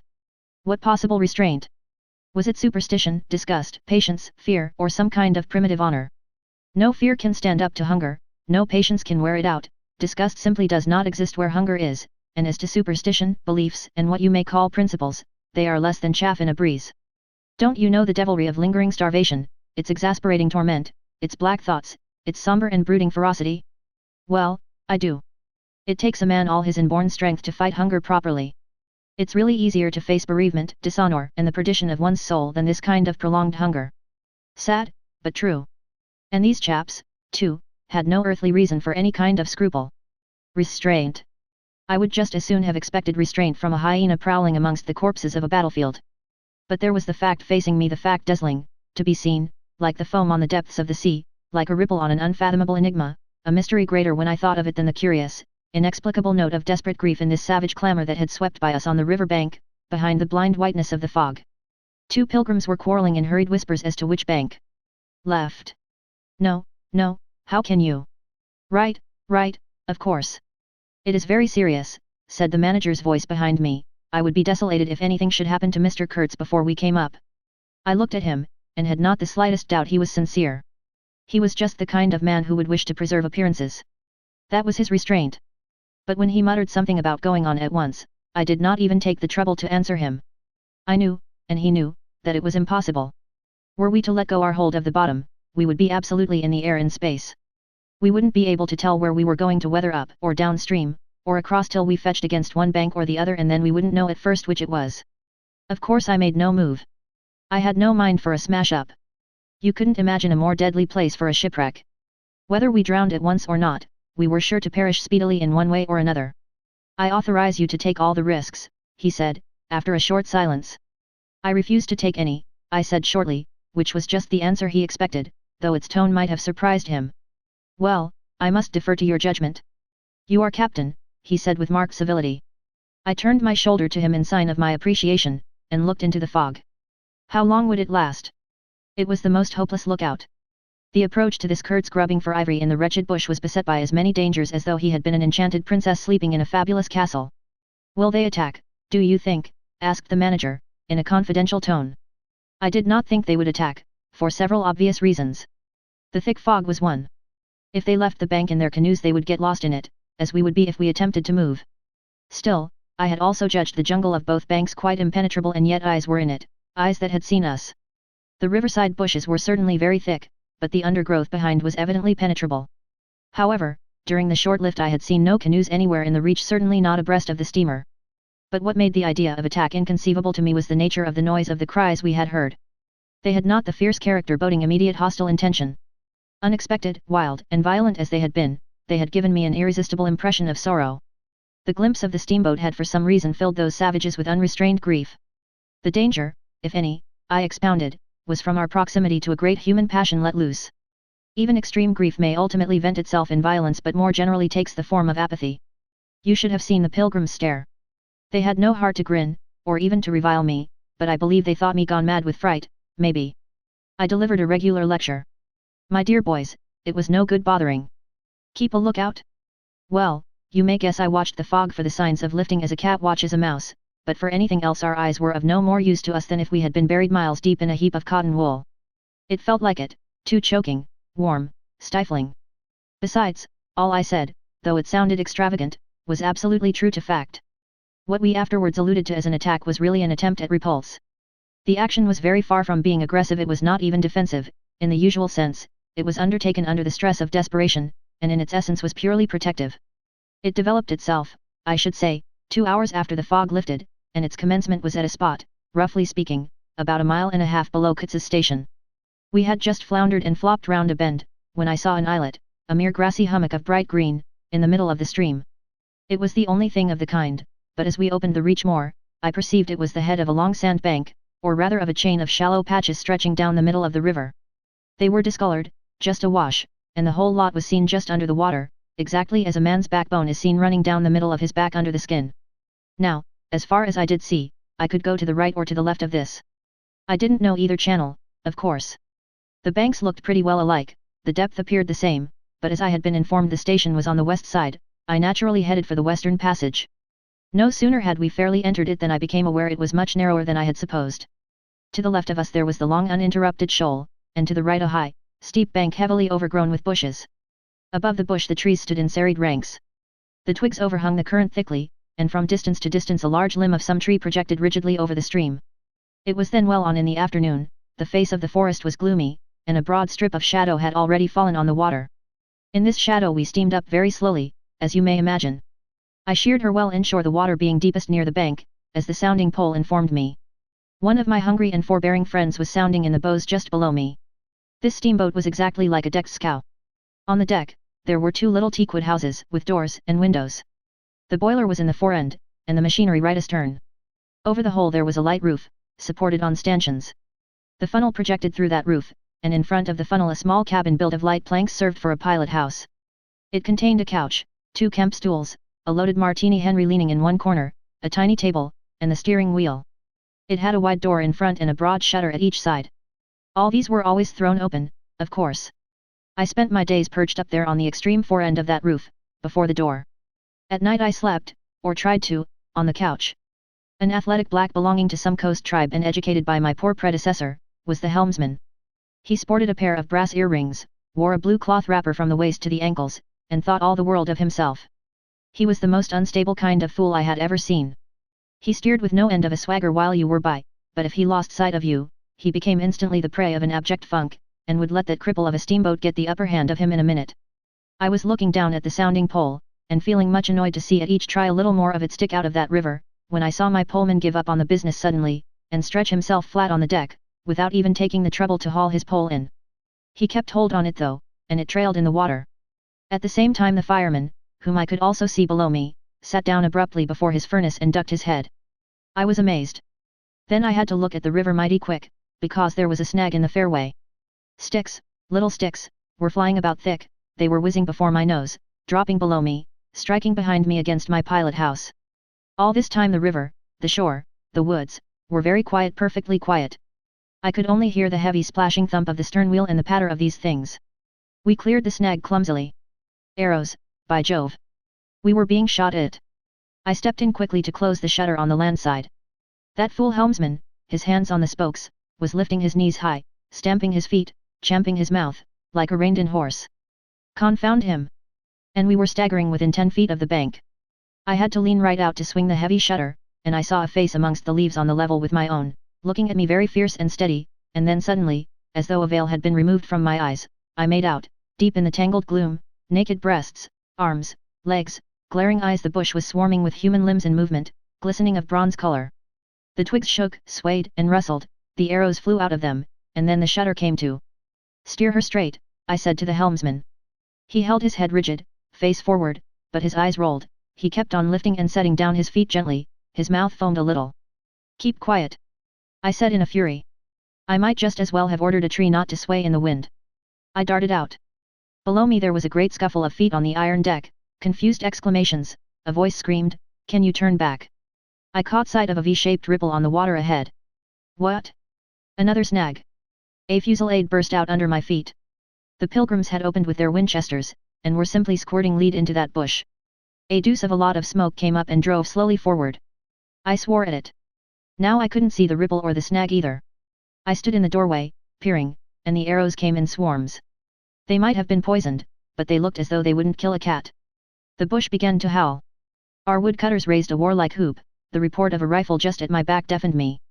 I glanced over my shoulder, and the pilot house was yet full of noise and smoke when I made a dash at the wheel. The fool nigger had dropped everything, to throw the shutter open and let off that Martini Henry. He stood before the wide opening, glaring, and I yelled at him to come back, while I straightened the sudden twist out of that steamboat. There was no room to turn even if I had wanted to. The snag was somewhere very near ahead in that confounded smoke. There was no time to lose, so I just crowded her into the bank, right into the bank, where I knew the water was deep. We tore slowly along the overhanging bushes in a whirl of broken twigs and flying leaves.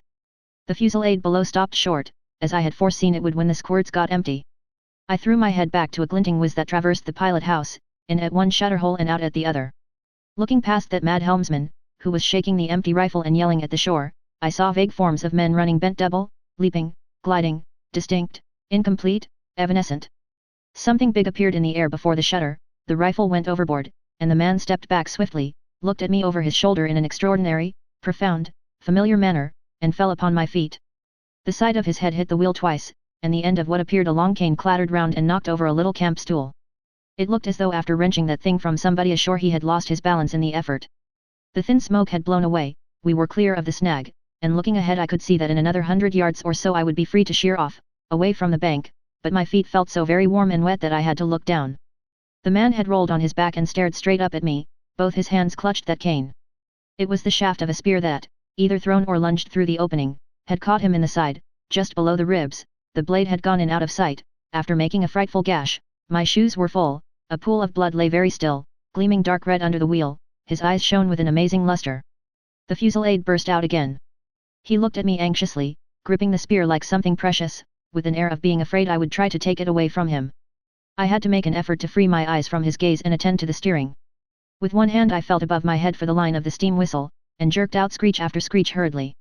The tumult of angry and warlike yells was checked instantly, and then from the depths of the woods went out such a tremulous and prolonged wail of mournful fear and utter despair as may be imagined to follow the flight of the last hope from the earth. There was a great commotion in the bush, the shower of arrows stopped, a few dropping shots rang out sharply, then silence, in which the languid beat of the stern wheel came plainly to my ears. I put the helm hard a starboard at the moment when the pilgrim in pink pajamas, very hot and agitated, appeared in the doorway. "The manager sends me," he began in an official tone, and stopped short. "Good God," he said, glaring at the wounded man. We two whites stood over him, and his lustrous and inquiring glance enveloped us both. I declare it looked as though he would presently put to us some questions in an understandable language, but he died without uttering a sound, without moving a limb, without twitching a muscle. Only in the very last moment, as though in response to some sign we could not see, to some whisper we could not hear, he frowned heavily, and that frown gave to his black death mask an inconceivably somber, brooding, and menacing expression. The luster of inquiring glance faded swiftly into vacant glassiness. "Can you steer?" I asked the agent eagerly. He looked very dubious, but I made a grab at his arm, and he understood at once I meant him to steer whether or no.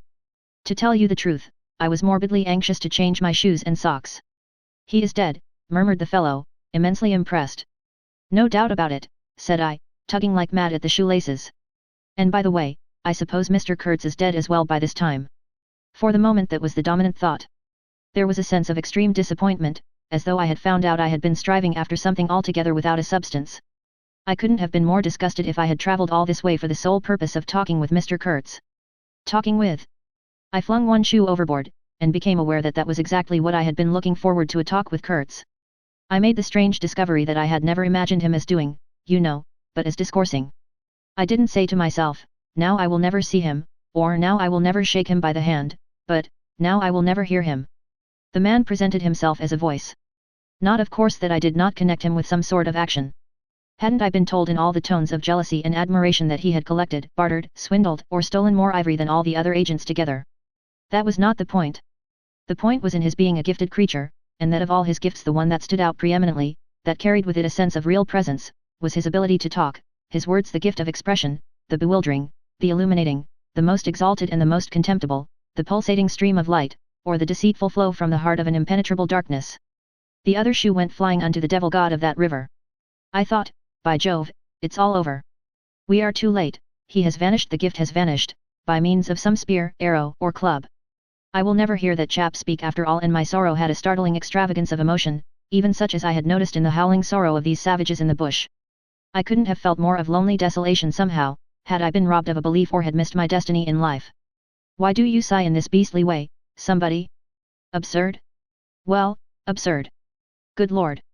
Mustn't a man ever hear, give me some tobacco?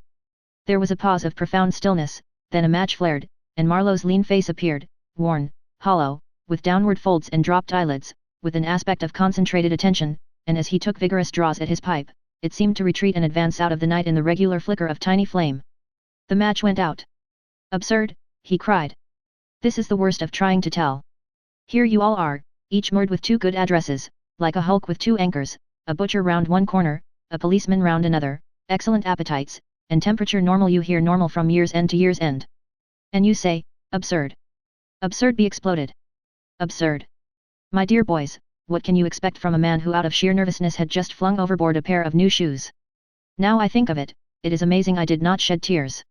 I am, upon the whole, proud of my fortitude. I was cut to the quick at the idea of having lost the inestimable privilege of listening to the gifted Kurtz. Of course I was wrong. The privilege was waiting for me. Oh, yes, I heard more than enough. And I was right, too. A voice. He was very little more than a voice. And I heard him at this voice. Other voices, all of them, were so little more than voices, and the memory of that time itself lingers around me, impalpable, like a dying vibration of one immense jabber, silly, atrocious, sordid, savage, or simply mean, without any kind of sense. Voices, voices, even the girl herself now. He was silent for a long time. I laid the ghost of his gifts at last with a lie, he began, suddenly. Girl? What? Did I mention a girl? Oh, she is out of it completely. They, the women, I mean, are out of it, should be out of it. We must help them to stay in that beautiful world of their own, lest ours gets worse. Oh, she had to be out of it. You should have heard the disinterred body of Mr. Kurtz saying, my intended. You would have perceived directly then how completely she was out of it. And the lofty frontal bone of Mr. Kurtz. They say the hair goes on growing sometimes, but this specimen was impressively bald.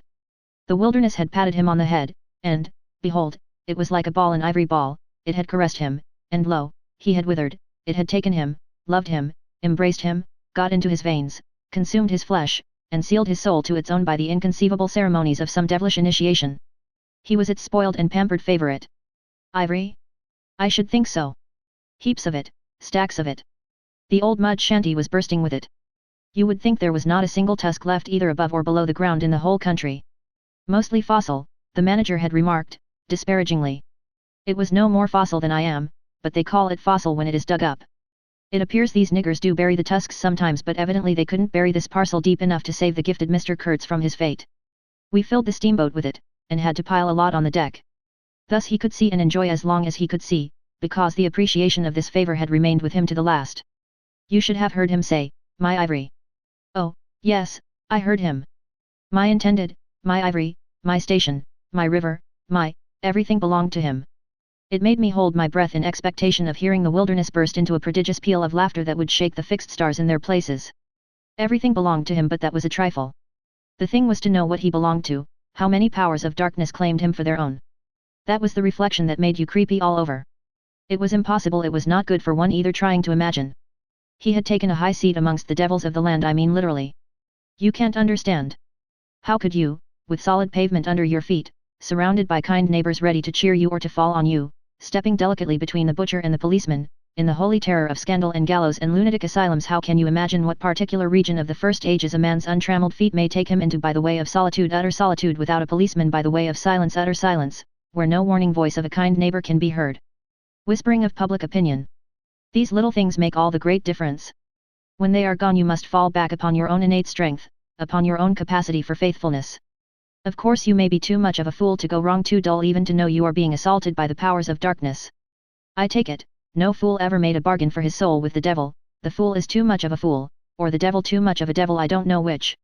Or you may be such a thunderingly exalted creature as to be altogether deaf and blind to anything but heavenly sights and sounds. Then the earth for you is only a standing place, and whether to be like this is your loss or your gain I won't pretend to say. But most of us are neither one nor the other. The earth for us is a place to live in, where we must put up with sights, with sounds, with smells, too, by Jove, breathe dead hippo, so to speak, and not be contaminated. And there, don't you see? Your strength comes in, the faith in your ability for the digging of unostentatious holes to bury the stuff in your power of devotion, not to yourself, but to an obscure, back-breaking business. And that's difficult enough. Mind, I am not trying to excuse or even explain, I am trying to account to myself for Mr. Kurtz, for the shade of Mr. Kurtz. This initiated wraith from the back of nowhere honored me with its amazing confidence before it vanished altogether. This was because it could speak English to me. The original Kurtz had been educated partly in England, and as he was good enough to say himself, his sympathies were in the right place. His mother was half English, his father was half French. All Europe contributed to the making of Kurtz, and by I learned that, most appropriately, the International Society for the Suppression of Savage Customs had entrusted him with the making of a report, for its future guidance. And he had written it, too. I've seen it. I've read it. It was eloquent, vibrating with eloquence, but too high-strung, I think. 17 pages of close writing he had found time for. But this must have been before his, let us say, nerves went wrong, and caused him to preside at certain midnight dances ending with unspeakable rites, which, as far as I reluctantly gathered from what I heard at various times, were offered up to him, do you understand, to Mr. Kurtz himself. But it was a beautiful piece of writing. The opening paragraph, however, in the light of later information, strikes me now as ominous. He began with the argument that we whites, from the point of development we had arrived at, must necessarily appear to them savages in the nature of supernatural beings, we approach them with the might of a deity, and so on, and so on. By the simple exercise of our will we can exert a power for good practically unbounded, etc., etc. From that point he soared and took me with him. The peroration was magnificent, though difficult to remember, you know. It gave me the notion of an exotic immensity ruled by an august benevolence. It made me tingle with enthusiasm. This was the unbounded power of eloquence, of words, of burning noble words. There were no practical hints to interrupt the magic current of phrases, unless a kind of note at the foot of the last page, scrawled evidently much later, in an unsteady hand, may be regarded as the exposition of a method. It was very simple, and at the end of that moving appeal to every altruistic sentiment it blazed at you, luminous and terrifying, like a flash of lightning in a serene sky, exterminate all the brutes. The curious part was that he had apparently forgotten all about that valuable postscriptum, because, later on, when he in a sense came to himself, he repeatedly entreated me to take good care of my pamphlet, he called it, as it was sure to have in the future a good influence upon his career. I had full information about all these things, and, besides, as it turned out, I was to have the care of his memory. I've done enough for it to give me the indisputable right to lay it, if I choose, for an everlasting rest in the dustbin of progress, amongst all the sweepings and, figuratively speaking, all the dead cats of civilization. But then, you see, I can't choose. He won't be forgotten. Whatever he was not common. He had the power to charm or frighten rudimentary souls into an aggravated witch dance in his honor. He could also fill the small souls of the pilgrims with bitter misgivings. He had one devoted friend at least, and he had conquered one soul in the world that was neither rudimentary nor tainted with self-seeking. No, I can't forget him, though I am not prepared to affirm the fellow was exactly worth the life we lost in getting to him. I missed my late helmsman awfully. I missed him even while his body was still lying in the pilot house. Perhaps you will think it passing strange, this regret for a savage who was no more account than a grain of sand in a black Sahara. Well, don't you see, he had done something, he had steered, for months I had him at my back, a help and instrument. It was a kind of partnership. He steered for me, I had to look after him, I worried about his deficiencies, and thus a subtle bond had been created, of which I only became aware when it was suddenly broken. And the intimate profundity of that look he gave me when he received his hurt remains to this day in my memory like a claim of distant kinship affirmed in a supreme moment. Poor fool! If he had only left that shutter alone! He had no restraint, just like Kurt's, a tree swayed by the wind. As soon as I had put on a dry pair of slippers, I dragged him out, after first jerking the spear out of his side, which operation I confess I performed with my eyes shut tight. His heels leaped together over the little doorstep, his shoulders were pressed to my breast, I hugged him from behind desperately. Oh! He was heavy, heavier than any man on earth, I should imagine. Then without more ado I tipped him overboard. The current snatched him as though he had been a wisp of grass, and I saw the body roll over twice before I lost sight of it forever. All the pilgrims and the manager were then congregated on the awning deck about the pilot house, chattering at each other like a flock of excited magpies, and there was a scandalized murmur at my heartless promptitude. What they wanted to keep that body hanging about for I can't guess. Embalm it, maybe. But I had also heard another, and a very ominous, murmur on the deck below. My friends the woodcutters were likewise scandalized, and with a better show of reason, though I admit that the reason itself was quite inadmissible. Oh, quite. I had made up my mind that if my late helmsman was to be eaten, the fishes alone should have him. He had been a very second-rate helmsman while alive, but now he was dead he might have become a first-class temptation, and possibly cause some startling trouble. Besides, I was anxious to take the wheel, the man in pink pajamas showing himself a hopeless duffer at the business. This I did directly the simple funeral was over. We were going half-speed, keeping right in the middle of the stream, and I listened to the talk about me. They had given up Kurtz, they had given up the station, Kurtz was dead, and the station had been burnt, and so on and so on. The red-haired pilgrim was beside himself with the thought that at least this poor Kurtz had been properly avenged. Say! We must have made a glorious slaughter of them in the bush. Eh? What do you think? Say! He positively danced, the bloodthirsty little gingery beggar. And he had nearly fainted when he saw the wounded man. I could not help saying, you made a glorious lot of smoke, anyhow. I had seen, from the way the tops of the bushes rustled and flew, that almost all the shots had gone too high. You can't hit anything unless you take aim and fire from the shoulder, but these chaps fired from the hip with their eyes shut. The retreat, I maintained, and I was right, was caused by the screeching of the steam whistle. Upon this they forgot Kurtz, and began to howl at me with indignant protests. The manager stood by the wheel murmuring confidentially about the necessity of getting well away down the river before dark at all events, when I saw in the distance a clearing on the riverside and the outlines of some sort of building. What's this? I asked. He clapped his hands in wonder. The station, he cried. I edged in at once, still going half-speed. Through my glasses I saw the slope of a hill interspersed with rare trees and perfectly free from undergrowth. A long decaying building on the summit was half buried in the high grass, the large holes in the peaked roof gaped black from afar, the jungle and the woods made a background. There was no enclosure or fence of any kind, but there had been one apparently, for near the house half a dozen slim posts remained in a row, roughly trimmed, and with their upper ends ornamented with round carved balls. The rails, or whatever there had been between, had disappeared. Of course the forest surrounded all that. The riverbank was clear, and on the waterside I saw a white man under a hat like a cartwheel beckoning persistently with his whole arm. Examining the edge of the forest above and below, I was almost certain I could see movements, human forms gliding here and there. I steamed past prudently, then stopped the engines and let her drift down. The man on the shore began to shout, urging us to land. We have been attacked, screamed the manager. I know. It's all right, yelled back the other, as cheerful as you please. Come along. It's all right. I am glad. His aspect reminded me of something I had seen, something funny I had seen somewhere. As I maneuvered to get alongside, I was asking myself, what does this fellow look like? Suddenly I got it. He looked like a harlequin.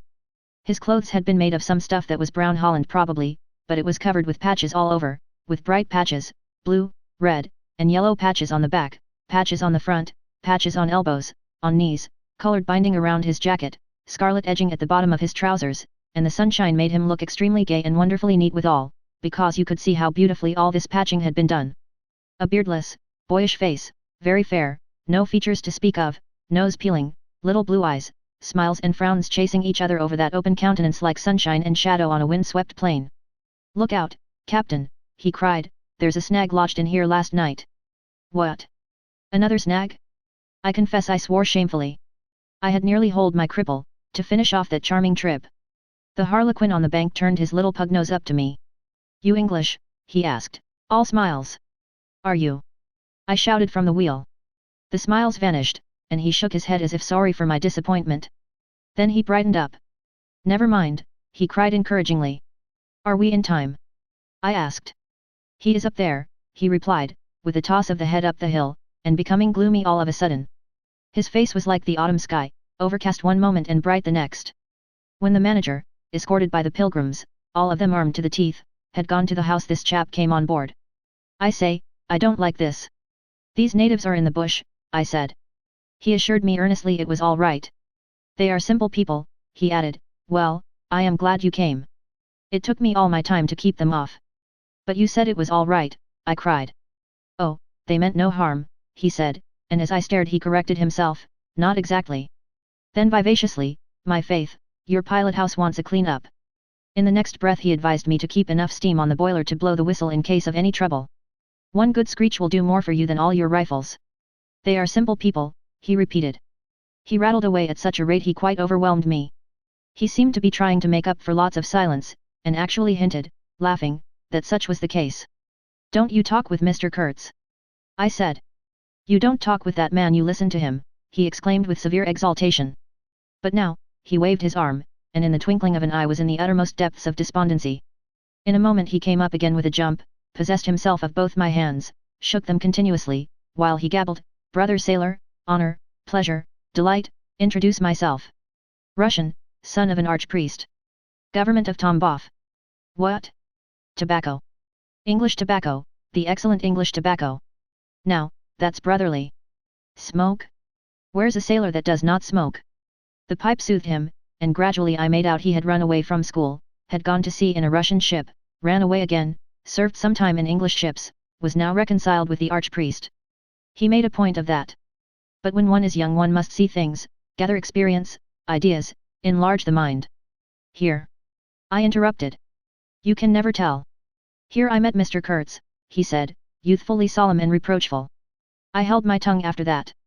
It appears he had persuaded a Dutch trading house on the coast to fit him out with stores and goods, and had started for the interior with a light heart and no more idea of what would happen to him than a baby. He had been wandering about that river for nearly 2 years alone, cut off from everybody and everything. I am not so young as I look. I am 25, he said.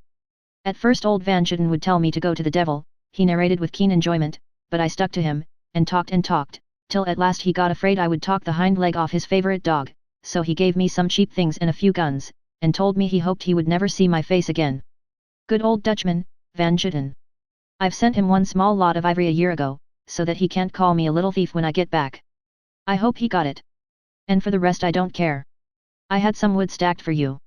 That was my old house. Did you see? I gave him Towson's book. He made as though he would kiss me, but restrained himself. The only book I had left, and I thought I had lost it, he said, looking at it ecstatically. So many accidents happen to a man going about alone, you know. Canoes get upset sometimes and sometimes you've got to clear out so quick when the people get angry. He thumbed the pages. You made notes in Russian? I asked. He nodded. I thought they were written in cipher, I said. He laughed, then became serious. I had lots of trouble to keep these people off, he said. Did they want to kill you? I asked. Oh, no, he cried, and checked himself. Why did they attack us? I pursued. He hesitated, then said shamefacedly, they don't want him to go. Don't they? I said curiously. He nodded a nod full of mystery and wisdom. I tell you, he cried, this man has enlarged my mind.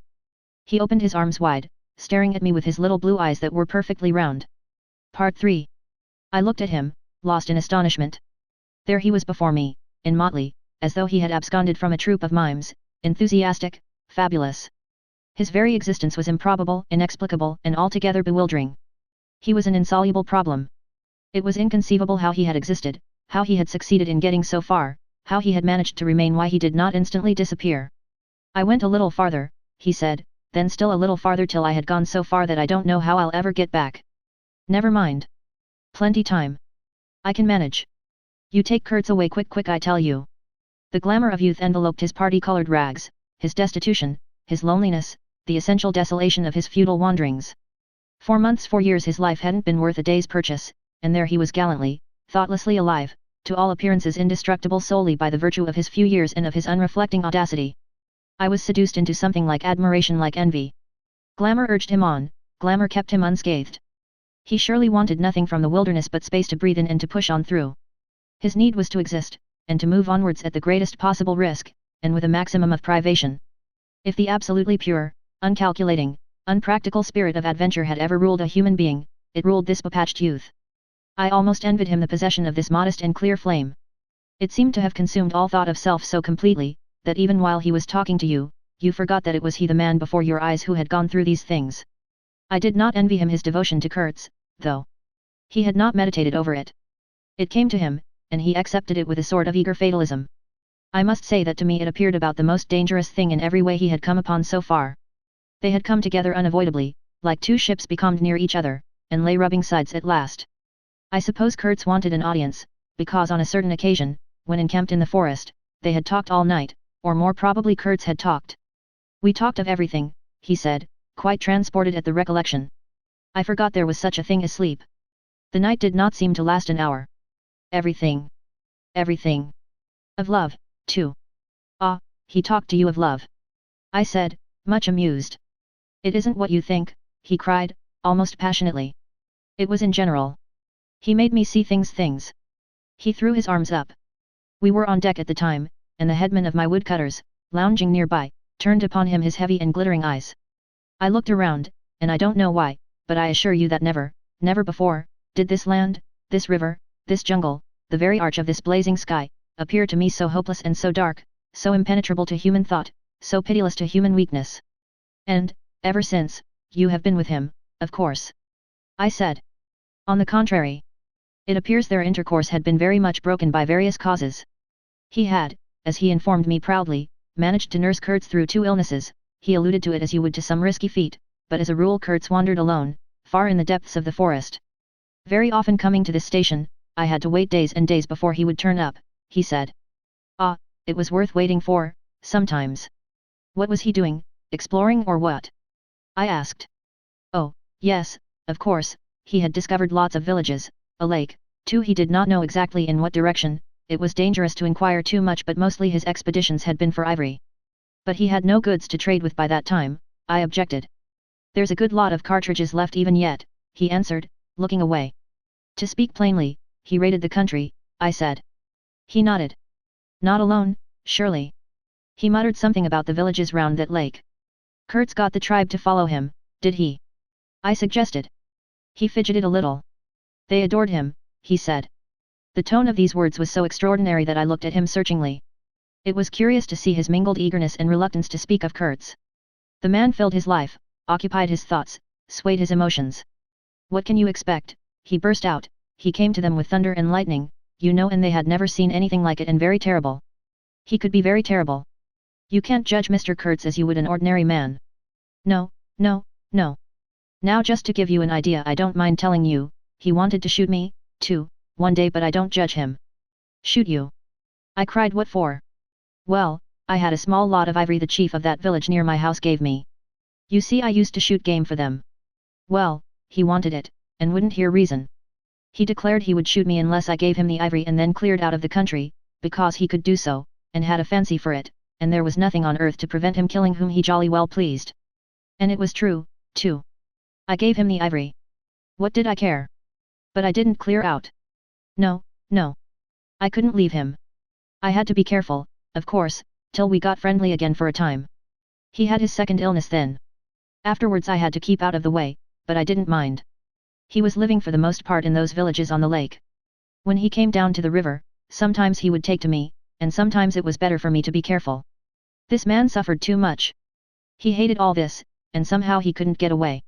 When I had a chance I begged him to try and leave while there was time. I offered to go back with him. And he would say yes, and then he would remain, go off on another ivory hunt, disappear for weeks, forget himself amongst these people, forget himself, you know. Why, he's mad, I said. He protested indignantly. Mr. Kurtz couldn't be mad. If I had heard him talk, only 2 days ago, I wouldn't dare hint at such a thing. I had taken up my binoculars while we talked, and was looking at the shore, sweeping the limit of the forest at each side and at the back of the house. The consciousness of there being people in that bush, so silent, so quiet, as silent and quiet as the ruined house on the hill, made me uneasy. There was no sign on the face of nature of this amazing tale that was not so much told as suggested to me in desolate exclamations, completed by shrugs, in interrupted phrases, in hints ending in deep sighs. The woods were unmoved, like a mask heavy, like the closed door of a prison. They looked with their air of hidden knowledge, of patient expectation, of unapproachable silence. The Russian was explaining to me that it was only lately that Mr. Kurtz had come down to the river, bringing along with him all the fighting men of that lake tribe. He had been absent for several months getting himself adored, I suppose, and had come down unexpectedly, with the intention to all appearance of making a raid either across the river or downstream. Evidently the appetite for more ivory had got the better of the what shall I say, less material aspirations.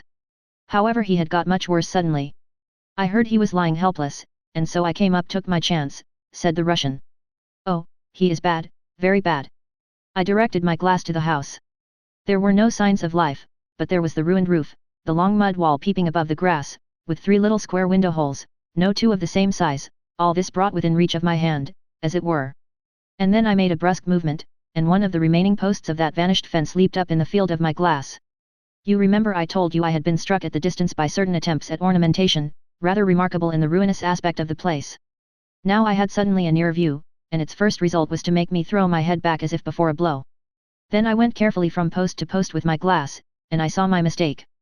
These round knobs were not ornamental but symbolic, they were expressive and puzzling, striking and disturbing food for thought and also for vultures if there had been any looking down from the sky, but at all events for such ants as were industrious enough to ascend the pole. They would have been even more impressive, those heads on the stakes, if their faces had not been turned to the house. Only one, the first I had made out, was facing my way. I was not so shocked as you may think. The start back I had given was really nothing but a movement of surprise. I had expected to see a knob of wood there, you know.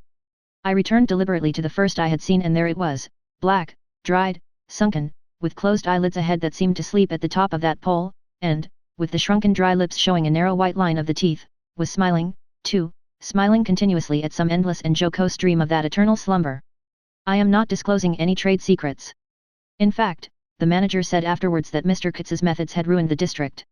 I have no opinion on that point, but I want you clearly to understand that there was nothing exactly profitable in these heads being there. They only showed that Mr. Kurtz lacked restraint in the gratification of his various lusts, that there was something wanting in him, some small matter which, when the pressing need arose, could not be found under his magnificent eloquence. Whether he knew of this deficiency himself I can't say. I think the knowledge came to him at last, only at the very last. But the wilderness had found him out early, and had taken on him a terrible vengeance for the fantastic invasion. I think it had whispered to him things about himself which he did not know, things of which he had no conception till he took counsel with this great solitude, and the whisper had proved irresistibly fascinating. It echoed loudly within him because he was hollow at the core. I put down the glass, and the head that had appeared near enough to be spoken to seemed at once to have leaped away from me into inaccessible distance. The admirer of Mr. Kurtz was a bit crestfallen. In a hurried, indistinct voice he began to assure me he had not dared to take these, say, symbols down. He was not afraid of the natives, they would not stir till Mr. Kurtz gave the word. His ascendancy was extraordinary. The camps of these people surrounded the place, and the chiefs came every day to see him. They would crawl. I don't want to know anything of the ceremonies used when approaching Mr. Kurtz, I shouted. Curious, this feeling that came over me that such details would be more intolerable than those heads drying on the stakes under Mr. Kurtz's windows. After all, that was only a savage sight, while I seemed at one bound to have been transported into some lightless region of subtle horrors, where pure, uncomplicated savagery was a positive relief, being something that had a right to exist obviously in the sunshine. The young man looked at me with surprise. I suppose it did not occur to him that Mr. Kurtz was no idol of mine. He forgot I hadn't heard any of these splendid monologues on, what was it? On love, justice, conduct of life, or what not. If it had come to crawling before Mr. Kurtz, he crawled as much as the veriest savage of them all. I had no idea of the conditions, he said, these heads were the heads of rebels. I shocked him excessively by laughing. Rebels. What would be the next definition I was to hear? There had been enemies, criminals, workers, and these were rebels. Those rebellious heads looked very subdued to me on their sticks. You don't know how such a life tries a man like Kurtz, cried Kurtz's last disciple. Well, and you? I said. I am a simple man. I have no great thoughts. I want nothing from anybody. How can you compare me to? His feelings were too much for speech, and suddenly he broke down. I don't understand, he groaned. I've been doing my best to keep him alive, and that's enough. I had no hand in all this. I have no abilities. There hasn't been a drop of medicine or a mouthful of invalid food for months here. He was shamefully abandoned.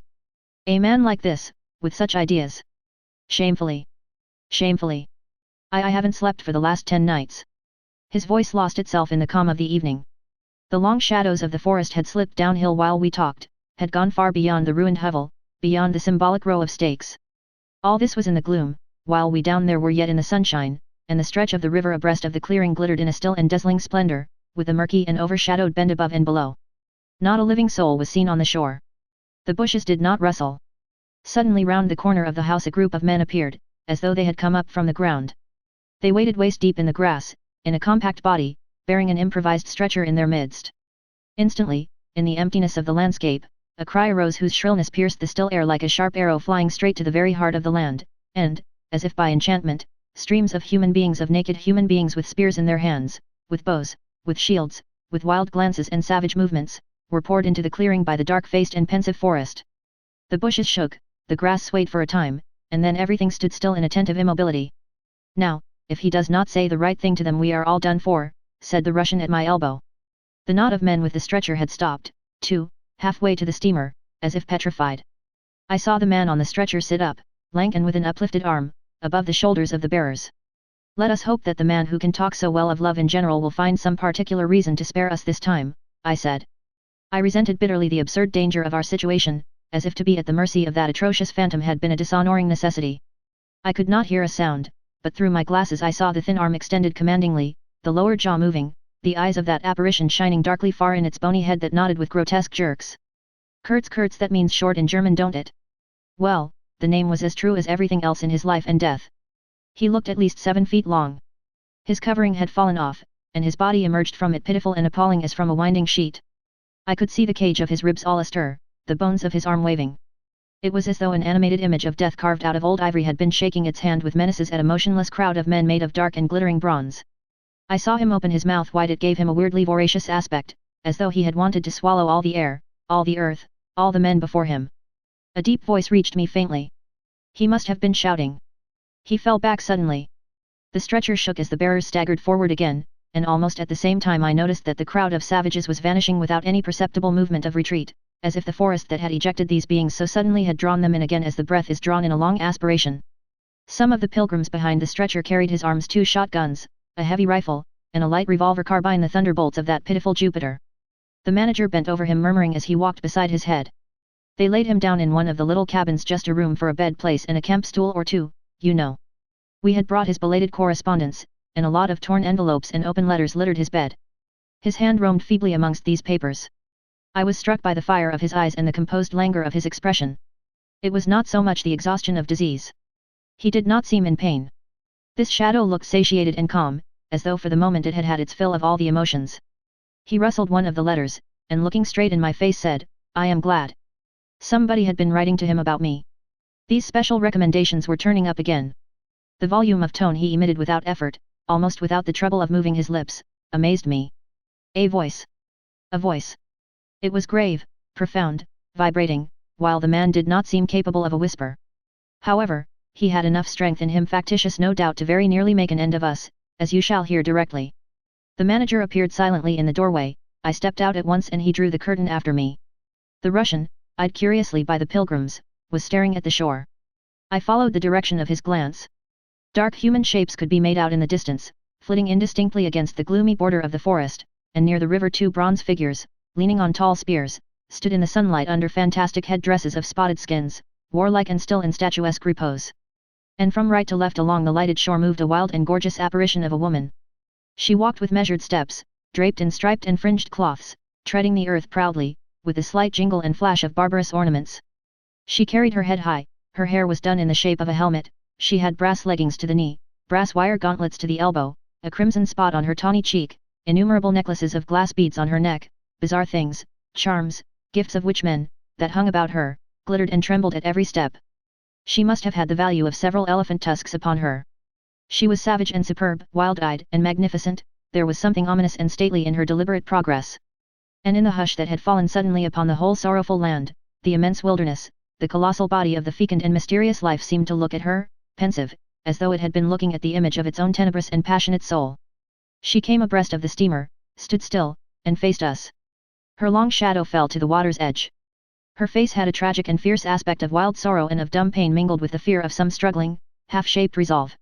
She stood looking at us without a stir, and like the wilderness itself, with an air of brooding over an inscrutable purpose. A whole minute passed, and then she made a step forward. There was a low jingle, a glint of yellow metal, a sway of fringed draperies, and she stopped as if her heart had failed her. The young fellow by my side growled. The pilgrims murmured at my back. She looked at us all as if her life had depended upon the unswerving steadiness of her glance. Suddenly she opened her bared arms and threw them up rigid above her head, as though in an uncontrollable desire to touch the sky, and at the same time the swift shadows darted out on the earth, swept around on the river, gathering the steamer into a shadowy embrace. A formidable silence hung over the scene. She turned away slowly, walked on, following the bank, and passed into the bushes to the left. Once only her eyes gleamed back at us in the dusk of the thickets before she disappeared. If she had offered to come aboard, I really think I would have tried to shoot her, said the man of patches, nervously. I have been risking my life every day for the last fortnight to keep her out of the house. She got in one day and kicked up a row about those miserable rags I picked up in the storeroom to mend my clothes with. I wasn't decent. At least it must have been that, for she talked like a fury to Kurtz for an hour, pointing at me now and then. I don't understand the dialect of this tribe.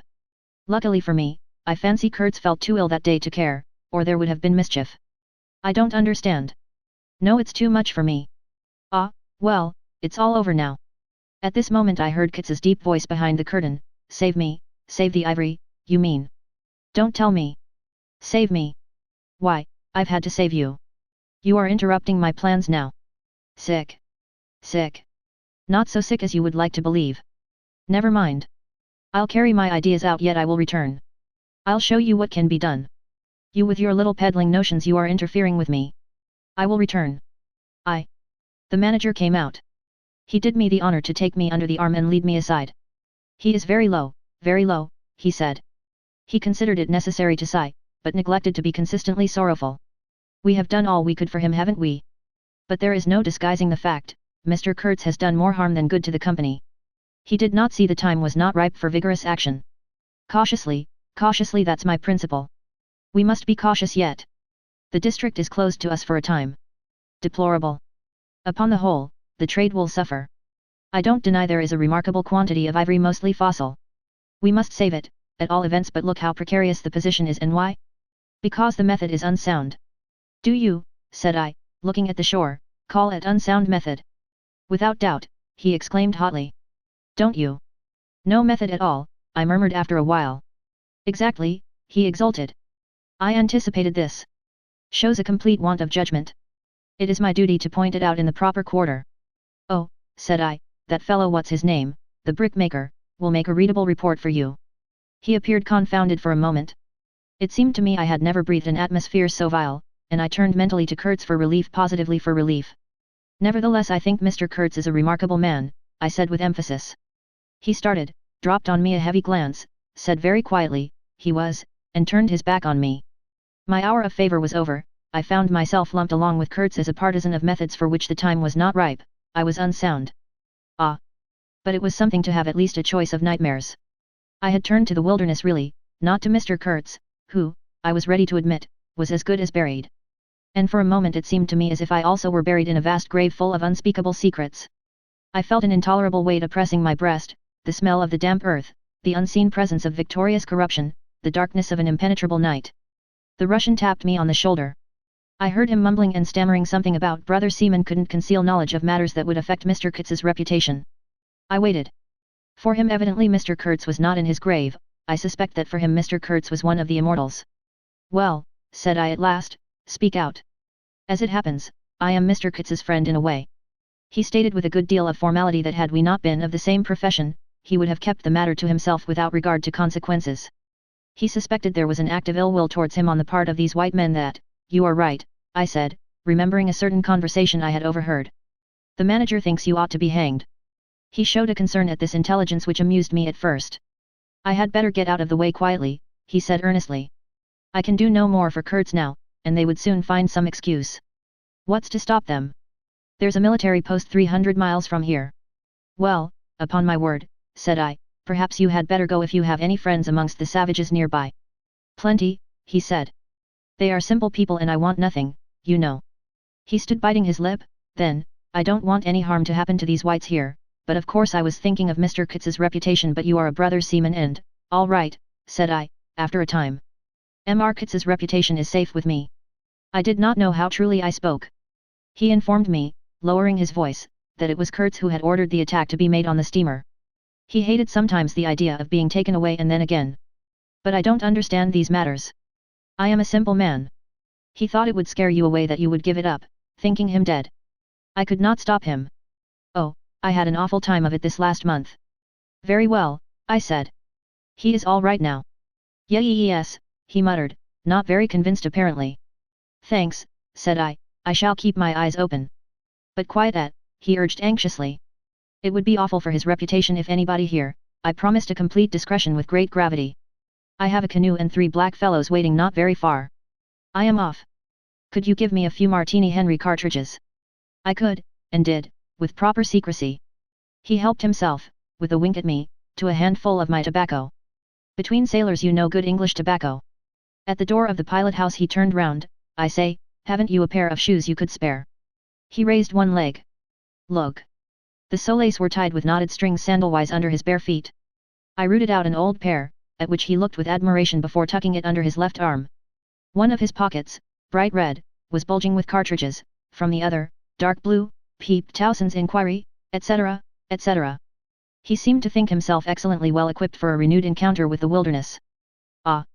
I'll never meet such a man again. You ought to have heard him recite poetry his own, too, it was, he told me. Poetry. He rolled his eyes at the recollection of these delights. Oh, he enlarged my mind. Goodbye, said I. He shook hands and vanished in the night. Sometimes I asked myself whether I had ever really seen him, whether it was possible to meet such a phenomenon. When I woke up shortly after midnight his warning came to my mind with its hint of danger that seemed, in the starred darkness, real enough to make me get up for the purpose of having a look round. On the hill a big fire burned, illuminating fitfully a crooked corner of the station house. One of the agents with a picket of a few of our blacks, armed for the purpose, was keeping guard over the ivory, but deep within the forest, red gleams that wavered, that seemed to sink and rise from the ground amongst confused columnar shapes of intense blackness, showed the exact position of the camp where Mr. Kitz's adorers were keeping their uneasy vigil. The monotonous beating of a big drum filled the air with muffled shocks and a lingering vibration. A steady droning sound of many men chanting each to himself some weird incantation came out from the black, flat wall of the woods as the humming of bees comes out of a hive, and had a strange narcotic effect upon my half-awake senses. I believe I dozed off leaning over the rail, till an abrupt burst of yells, an overwhelming outbreak of a pent-up and mysterious frenzy, woke me up in a bewildered wonder. It was cut short all at once, and the low droning went on with an effect of audible and soothing silence. I glanced casually into the little cabin. A light was burning within, but Mr. Kurtz was not there. I think I would have raised an outcry if I had believed my eyes. But I didn't believe them at first, the thing seemed so impossible. The fact is I was completely unnerved by a sheer blank fright, pure abstract terror, unconnected with any distinct shape of physical danger. What made this emotion so overpowering was, how shall I define it, the moral shock I received, as if something altogether monstrous, intolerable to thought and odious to the soul, had been thrust upon me unexpectedly. This lasted of course the merest fraction of a second, and then the usual sense of commonplace, deadly danger, the possibility of a sudden onslaught and massacre, or something of the kind, which I saw impending, was positively welcome and composing. It pacified me, in fact, so much that I did not raise an alarm. There was an agent buttoned up inside an ulster and sleeping on a chair on deck within 3 feet of me. The yells had not awakened him, he snored very slightly. I left him to his slumbers and leaped ashore. I did not betray Mr. Kurtz, it was ordered I should never betray him, it was written I should be loyal to the nightmare of my choice. I was anxious to deal with this shadow by myself alone, and to this day I don't know why I was so jealous of sharing with anyone the peculiar blackness of that experience. As soon as I got on the bank I saw a broad trail through the grass. I remember the exultation with which I said to myself, he can't walk, he is crawling on all fours, I've got him. The grass was wet with dew. I strode rapidly with clenched fists. I fancy I had some vague notion of falling upon him and giving him a drubbing. I don't know. I had some imbecile thoughts. The knitting old woman with the cat obtruded herself upon my memory as a most improper person to be sitting at the other end of such an affair. I saw a row of pilgrims squirting lead in the air out of Winchesters held to the hip. I thought I would never get back to the steamer, and imagined myself living alone and unarmed in the woods to an advanced age. Such silly things, you know. And I remember I confounded the beat of the drum with the beating of my heart, and was pleased at its calm regularity.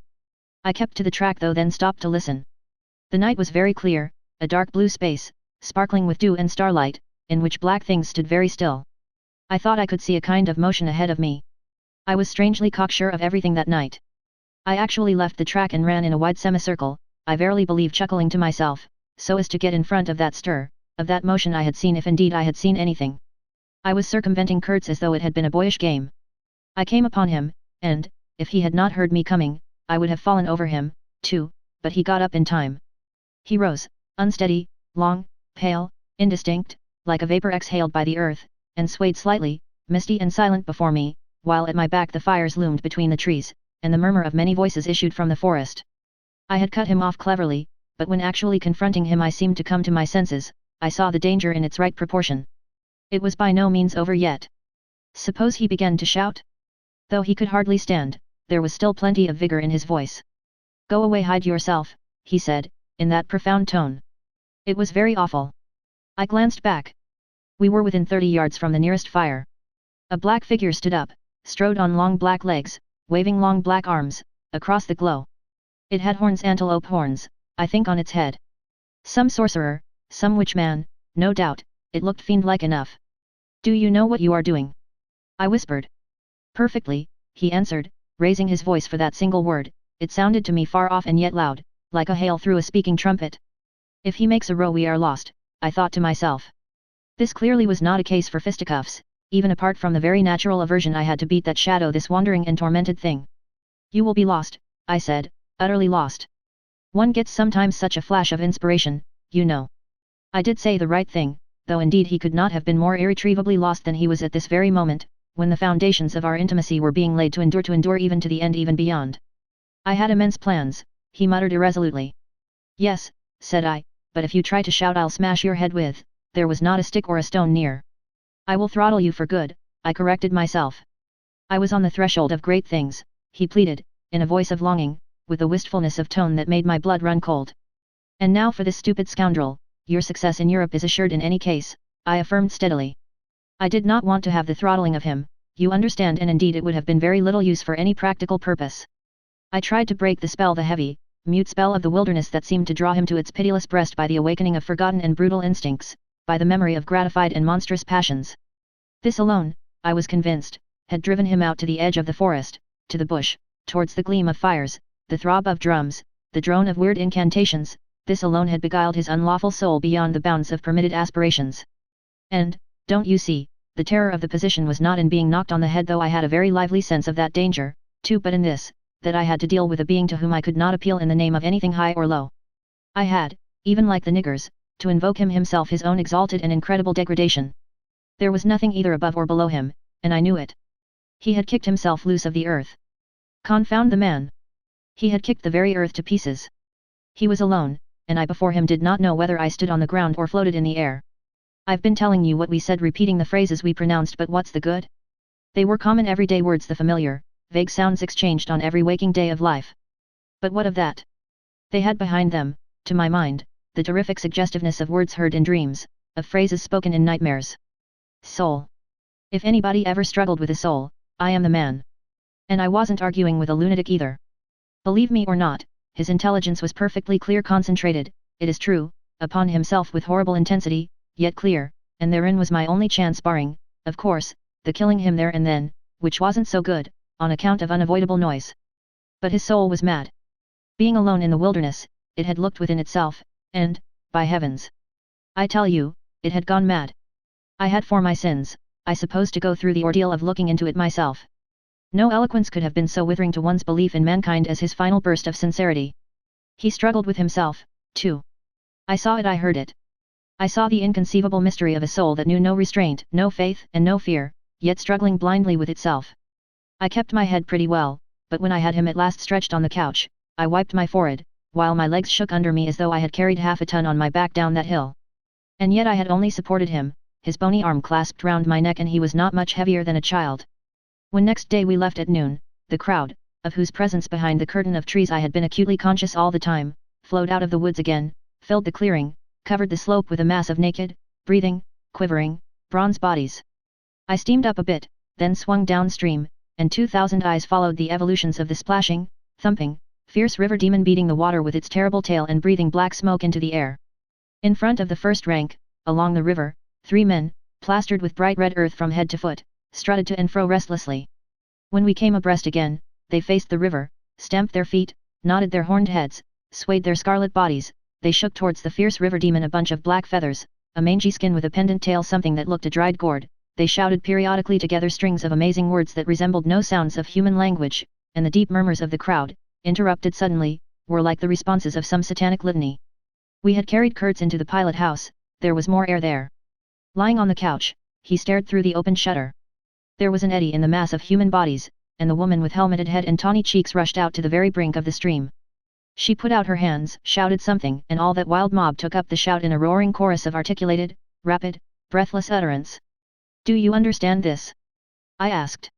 He kept on looking out past me with fiery, longing eyes, with a mingled expression of wistfulness and hate. He made no answer, but I saw a smile of indefinable meaning, appear on his colorless lips that a moment after twitched convulsively. "Do I not?" he said slowly, gasping, as if the words had been torn out of him by a supernatural power. I pulled the string of the whistle, and I did this because I saw the pilgrims on deck getting out their rifles with an air of anticipating a jolly lark. At the sudden screech there was a movement of abject terror through that wedged mass of bodies. Don't you frighten them away," cried someone on deck disconsolately. I pulled the string time after time. They broke and ran, they leaped, they crouched, they swerved, they dodged the flying terror of the sound. The three red chaps had fallen flat, face down on the shore, as though they had been shot dead. Only the barbarous and superb woman did not so much as flinch, and stretched tragically her bare arms after us over the somber and glittering river. And then that imbecile crowd down on the deck started their little fun, and I could see nothing more for smoke.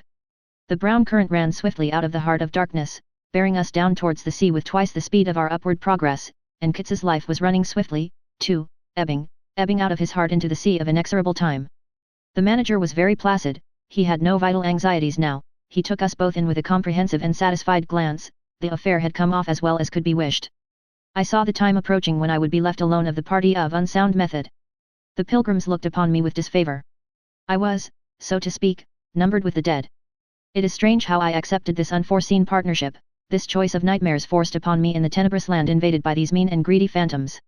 Kurtz discoursed. A voice. A voice. It rang deep to the very last. It survived his strength to hide in the magnificent folds of eloquence the barren darkness of his heart. Oh, he struggled. He struggled. The wastes of his weary brain were haunted by shadowy images, now images of wealth and fame revolving obsequiously round his unextinguishable gift of noble and lofty expression.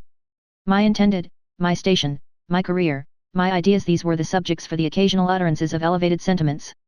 The shade of the original Kurtz frequented the bedside of the hollow sham, whose fate it was to be buried presently in the mould of primeval earth. But both the diabolic love and the unearthly hate of the mysteries it had penetrated fought for the possession of that soul satiated with primitive emotions, avid of lying fame, of sham distinction, of all the appearances of success and power. Sometimes he was contemptibly childish. He desired to have kings meet him at railway stations on his return from some ghastly nowhere, where he intended to accomplish great things. You show them you have in you something that is really profitable, and then there will be no limits to the recognition of your ability, he would say. Of course you must take care of the motives, right motives always. The long reaches that were like one and the same reach, monotonous bends that were exactly alike, slipped past the steamer with their multitude of secular trees looking patiently after this grimy fragment of another world, the forerunner of change, of conquest, of trade, of massacres, of blessings. I looked ahead piloting. "Close the shutter," said Kurtz suddenly one day, "I can't bear to look at this." I did so. There was a silence. "Oh, but I will wring your heart yet," he cried at the invisible wilderness. We broke down as I had expected and had to lie up for repairs at the head of an island. This delay was the first thing that shook Kitz's confidence. One morning he gave me a packet of papers and a photograph, the lot tied together with a shoestring. "Keep this for me," he said. "This noxious fool," meaning the manager, "is capable of prying into my boxes when I am not looking." In the afternoon I saw him. He was lying on his back with closed eyes, and I withdrew quietly, but I heard him mutter, "Live rightly, die." I listened. There was nothing more.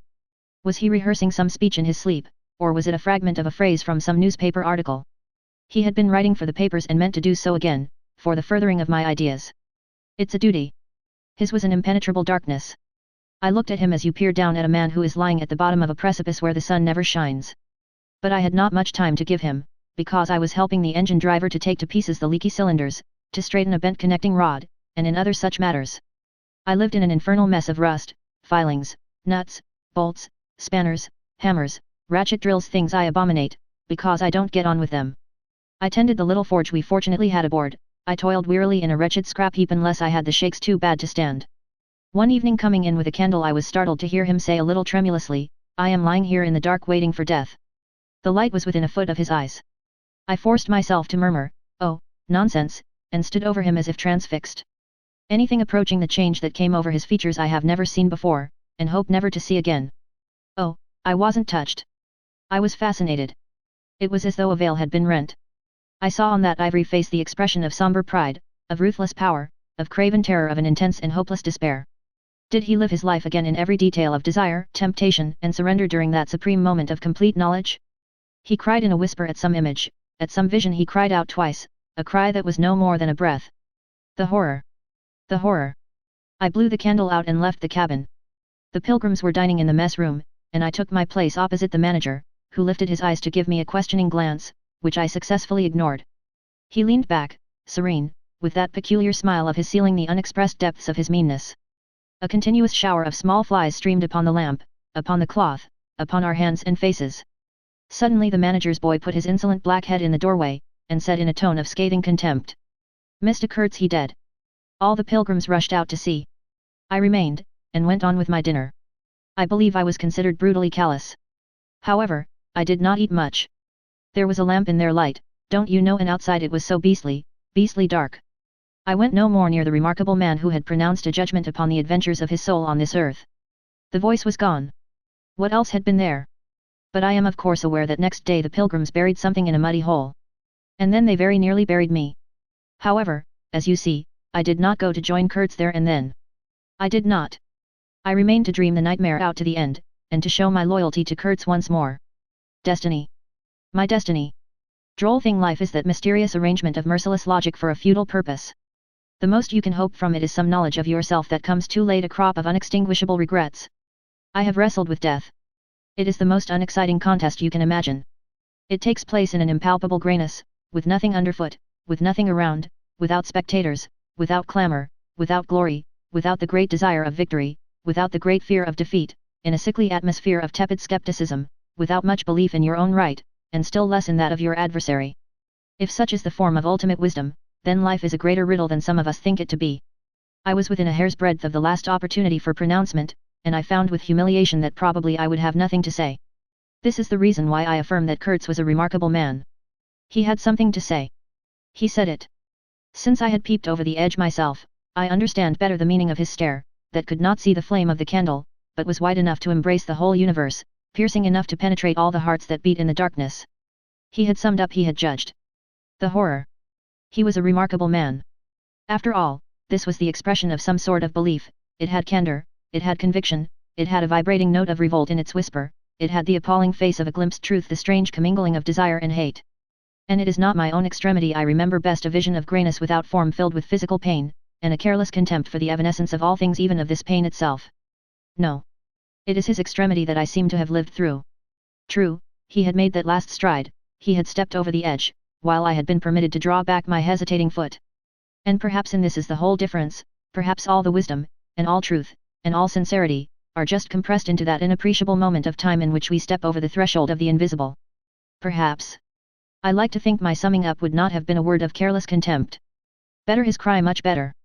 It was an affirmation, a moral victory paid for by innumerable defeats, by abominable terrors, by abominable satisfactions. But it was a victory.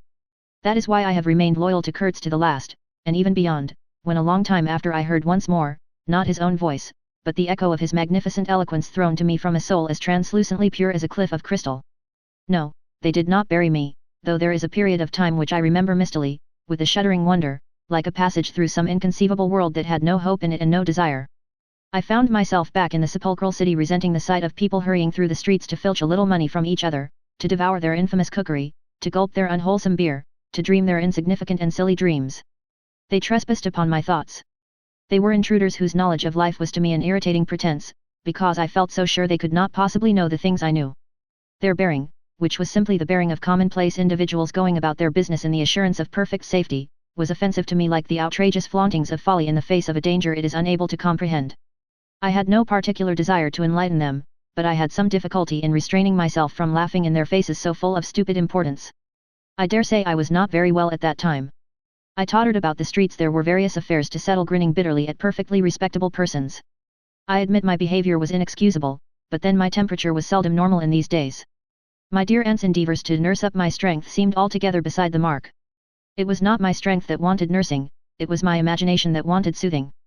I kept the bundle of papers given me by Kurtz, not knowing exactly what to do with it. His mother had died lately, watched over, as I was told, by his intended. A clean-shaved man, with an official manner and wearing gold-rimmed spectacles, called on me one day and made inquiries, at first circuitous, afterwards suavely pressing, about what he was pleased to denominate certain documents. I was not surprised, because I had had 2 rows with the manager on the subject out there. I had refused to give up the smallest scrap out of that package, and I took the same attitude with the spectacled man. He became darkly menacing at last, and with much heat argued that the company had the right to every bit of information about its territories. And said he, M.R. Kurtz's knowledge of unexplored regions must have been necessarily extensive and peculiar owing to his great abilities and to the deplorable circumstances in which he had been placed. Therefore, I assured him Mr. Kurtz's knowledge, however extensive, did not bear upon the problems of commerce or administration. He invoked then the name of science. It would be an incalculable loss if, etc., etc. I offered him the report on the suppression of savage customs, with the postscriptum torn off. He took it up eagerly, but ended by sniffing at it with an air of contempt. "This is not what we had a right to expect," he remarked. "Expect nothing else," I said. "There are only private letters." He withdrew upon some threat of legal proceedings, and I saw him no more, but another fellow, calling himself Kurtz's cousin, appeared 2 days later, and was anxious to hear all the details about his dear relative's last moments. Incidentally he gave me to understand that Kurtz had been essentially a great musician. "There was the making of an immense success," said the man, who was an organist, I believe, with lank grey hair flowing over a greasy coat collar. I had no reason to doubt his statement, and to this day I am unable to say what was Kurtz's profession, whether he ever had any, which was the greatest of his talents. I had taken him for a painter who wrote for the papers, or else for a journalist who could paint, but even the cousin, who took snuff during the interview, could not tell me what he had been exactly. He was a universal genius on that point, I agreed with the old chap, who thereupon blew his nose noisily into a large cotton handkerchief and withdrew in senile agitation, bearing off some family letters and memoranda without importance. Ultimately a journalist anxious to know something of the fate of his dear colleague turned up. This visitor informed me Kurtz's proper sphere ought to have been politics on the popular side. He had furry straight eyebrows, bristly hair cropped short, an eyeglass on a broad ribbon, and, becoming expansive, confessed his opinion that Kurtz really couldn't write a bit, but heavens, how that man could talk. He electrified large meetings. He had faith, don't you see, he had the faith. He could get himself to believe anything. He would have been a splendid leader of an extreme party. "What party?" I asked. "Any party," answered the other. He was an extremist. Did I not think so? I assented. Did I know, he asked, with a sudden flash of curiosity, what it was that had induced him to go out there? "Yes," said I, and forthwith handed him the famous report for publication, if he thought fit. He glanced through it hurriedly, mumbling all the time, judged it would do, and took himself off with this plunder. Thus I was left at last with a slim packet of letters and the girl's portrait. She struck me as beautiful, I mean she had a beautiful expression. I know that the sunlight can be made to lie, too, yet one felt that no manipulation of light and pose could have conveyed the delicate shade of truthfulness upon those features. She seemed ready to listen without mental reservation, without suspicion, without a thought for herself. I concluded I would go and give her back her portrait and those letters myself. Curiosity? Yes, and also some other feeling perhaps. All that had been Kurtz's had passed out of my hands, his soul, his body, his station, his plans, his ivory, his career. There remained only his memory and his intended, and I wanted to give that up, too, to the past, in a way to surrender personally all that remained of him with me to that oblivion which is the last word of our common fate. I don't defend myself. I had no clear perception of what it was I really wanted. Perhaps it was an impulse of unconscious loyalty, or the fulfillment of one of those ironic necessities that lurk in the facts of human existence. I don't know. I can't tell. But I went.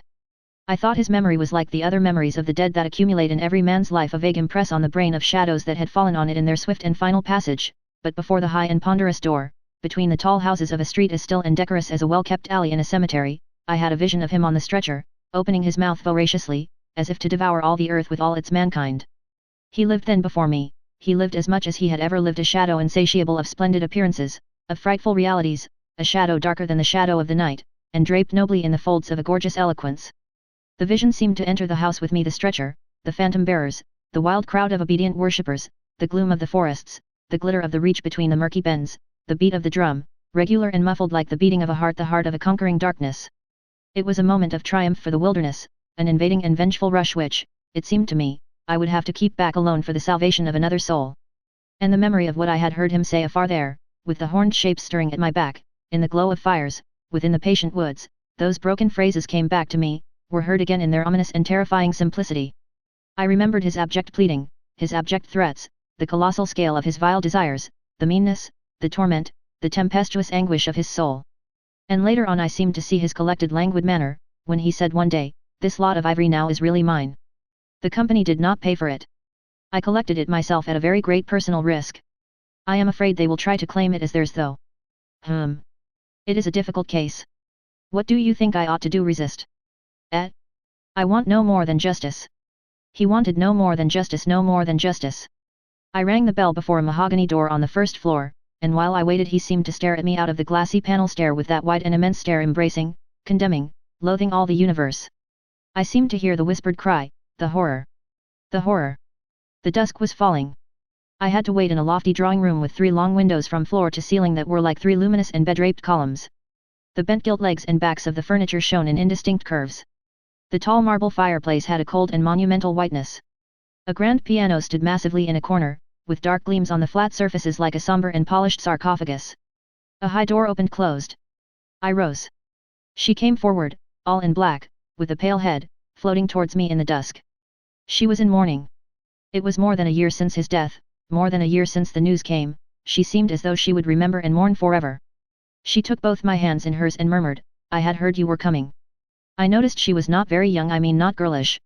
She had a mature capacity for fidelity, for belief, for suffering. The room seemed to have grown darker, as if all the sad light of the cloudy evening had taken refuge on her forehead.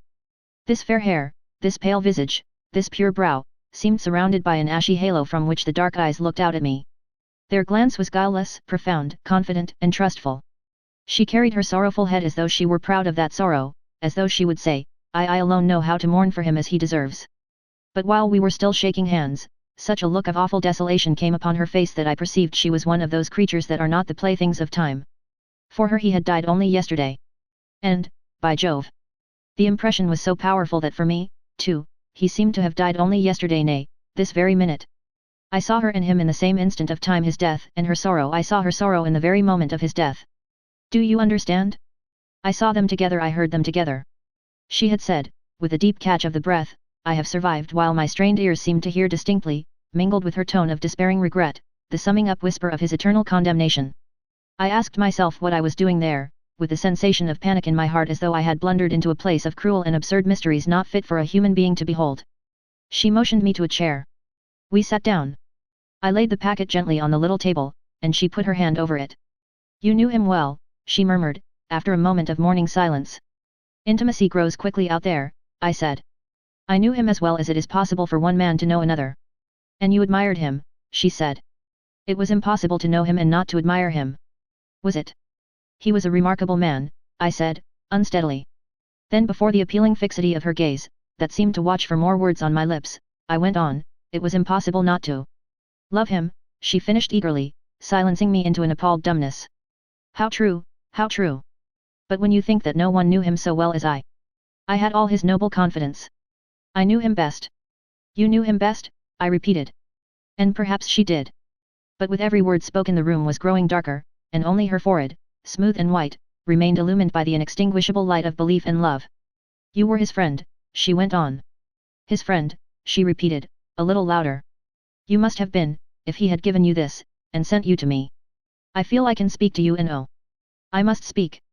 I want you who have heard his last words to know I have been worthy of him. It is not pride. Yes. I am proud to know I understood him better than anyone on earth, he told me so himself. And since his mother died I have had no one to." I listened. The darkness deepened. I was not even sure whether he had given me the right bundle. I rather suspect he wanted me to take care of another batch of his papers which, after his death, I saw the manager examining under the lamp. And the girl talked, easing her pain in the certitude of my sympathy. She talked as thirsty men drink. I had heard that her engagement with Kurtz had been disapproved by her people. He wasn't rich enough or something. And indeed I don't know whether he had not been a pauper all his life. He had given me some reason to infer that it was his impatience of comparative poverty that drove him out there. Who was not his friend who had heard him speak once, she was saying. He drew men towards him by what was best in them. She looked at me with intensity. "It is the gift of the great," she went on, and the sound of her low voice seemed to have the accompaniment of all the other sounds, full of mystery, desolation, and sorrow. I had ever heard the ripple of the river, the soughing of the trees swayed by the wind, the murmurs of the crowds, the faint ring of incomprehensible words cried from afar, the whisper of a voice speaking from beyond the threshold of an eternal darkness. But you have heard him. You know, she cried. Yes, I know, I said with something like despair in my heart, but bowing my head before the faith that was in her, before that great and saving illusion that shone with an unearthly glow in the darkness, in the triumphant darkness from which I could not have defended her, from which I could not even defend myself. What a loss to me, to us, she corrected herself with beautiful generosity, then added in a murmur, to the world.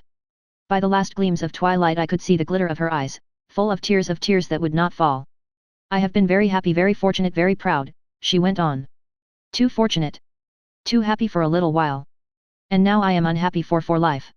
She stood up, her fair hair seemed to catch all the remaining light in a glimmer of gold. I rose, too. And of all this, she went on mournfully, of all his promise, and of all his greatness, of his generous mind, of his noble heart, nothing remains, nothing but a memory. You and I. We shall always remember him, I said hastily. No, she cried.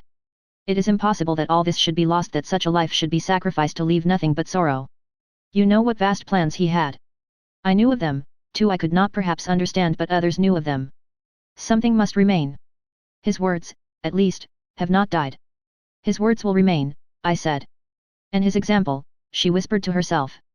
Men looked up to him, his goodness shone in every act. His example. True, I said, his example, too. Yes, his example.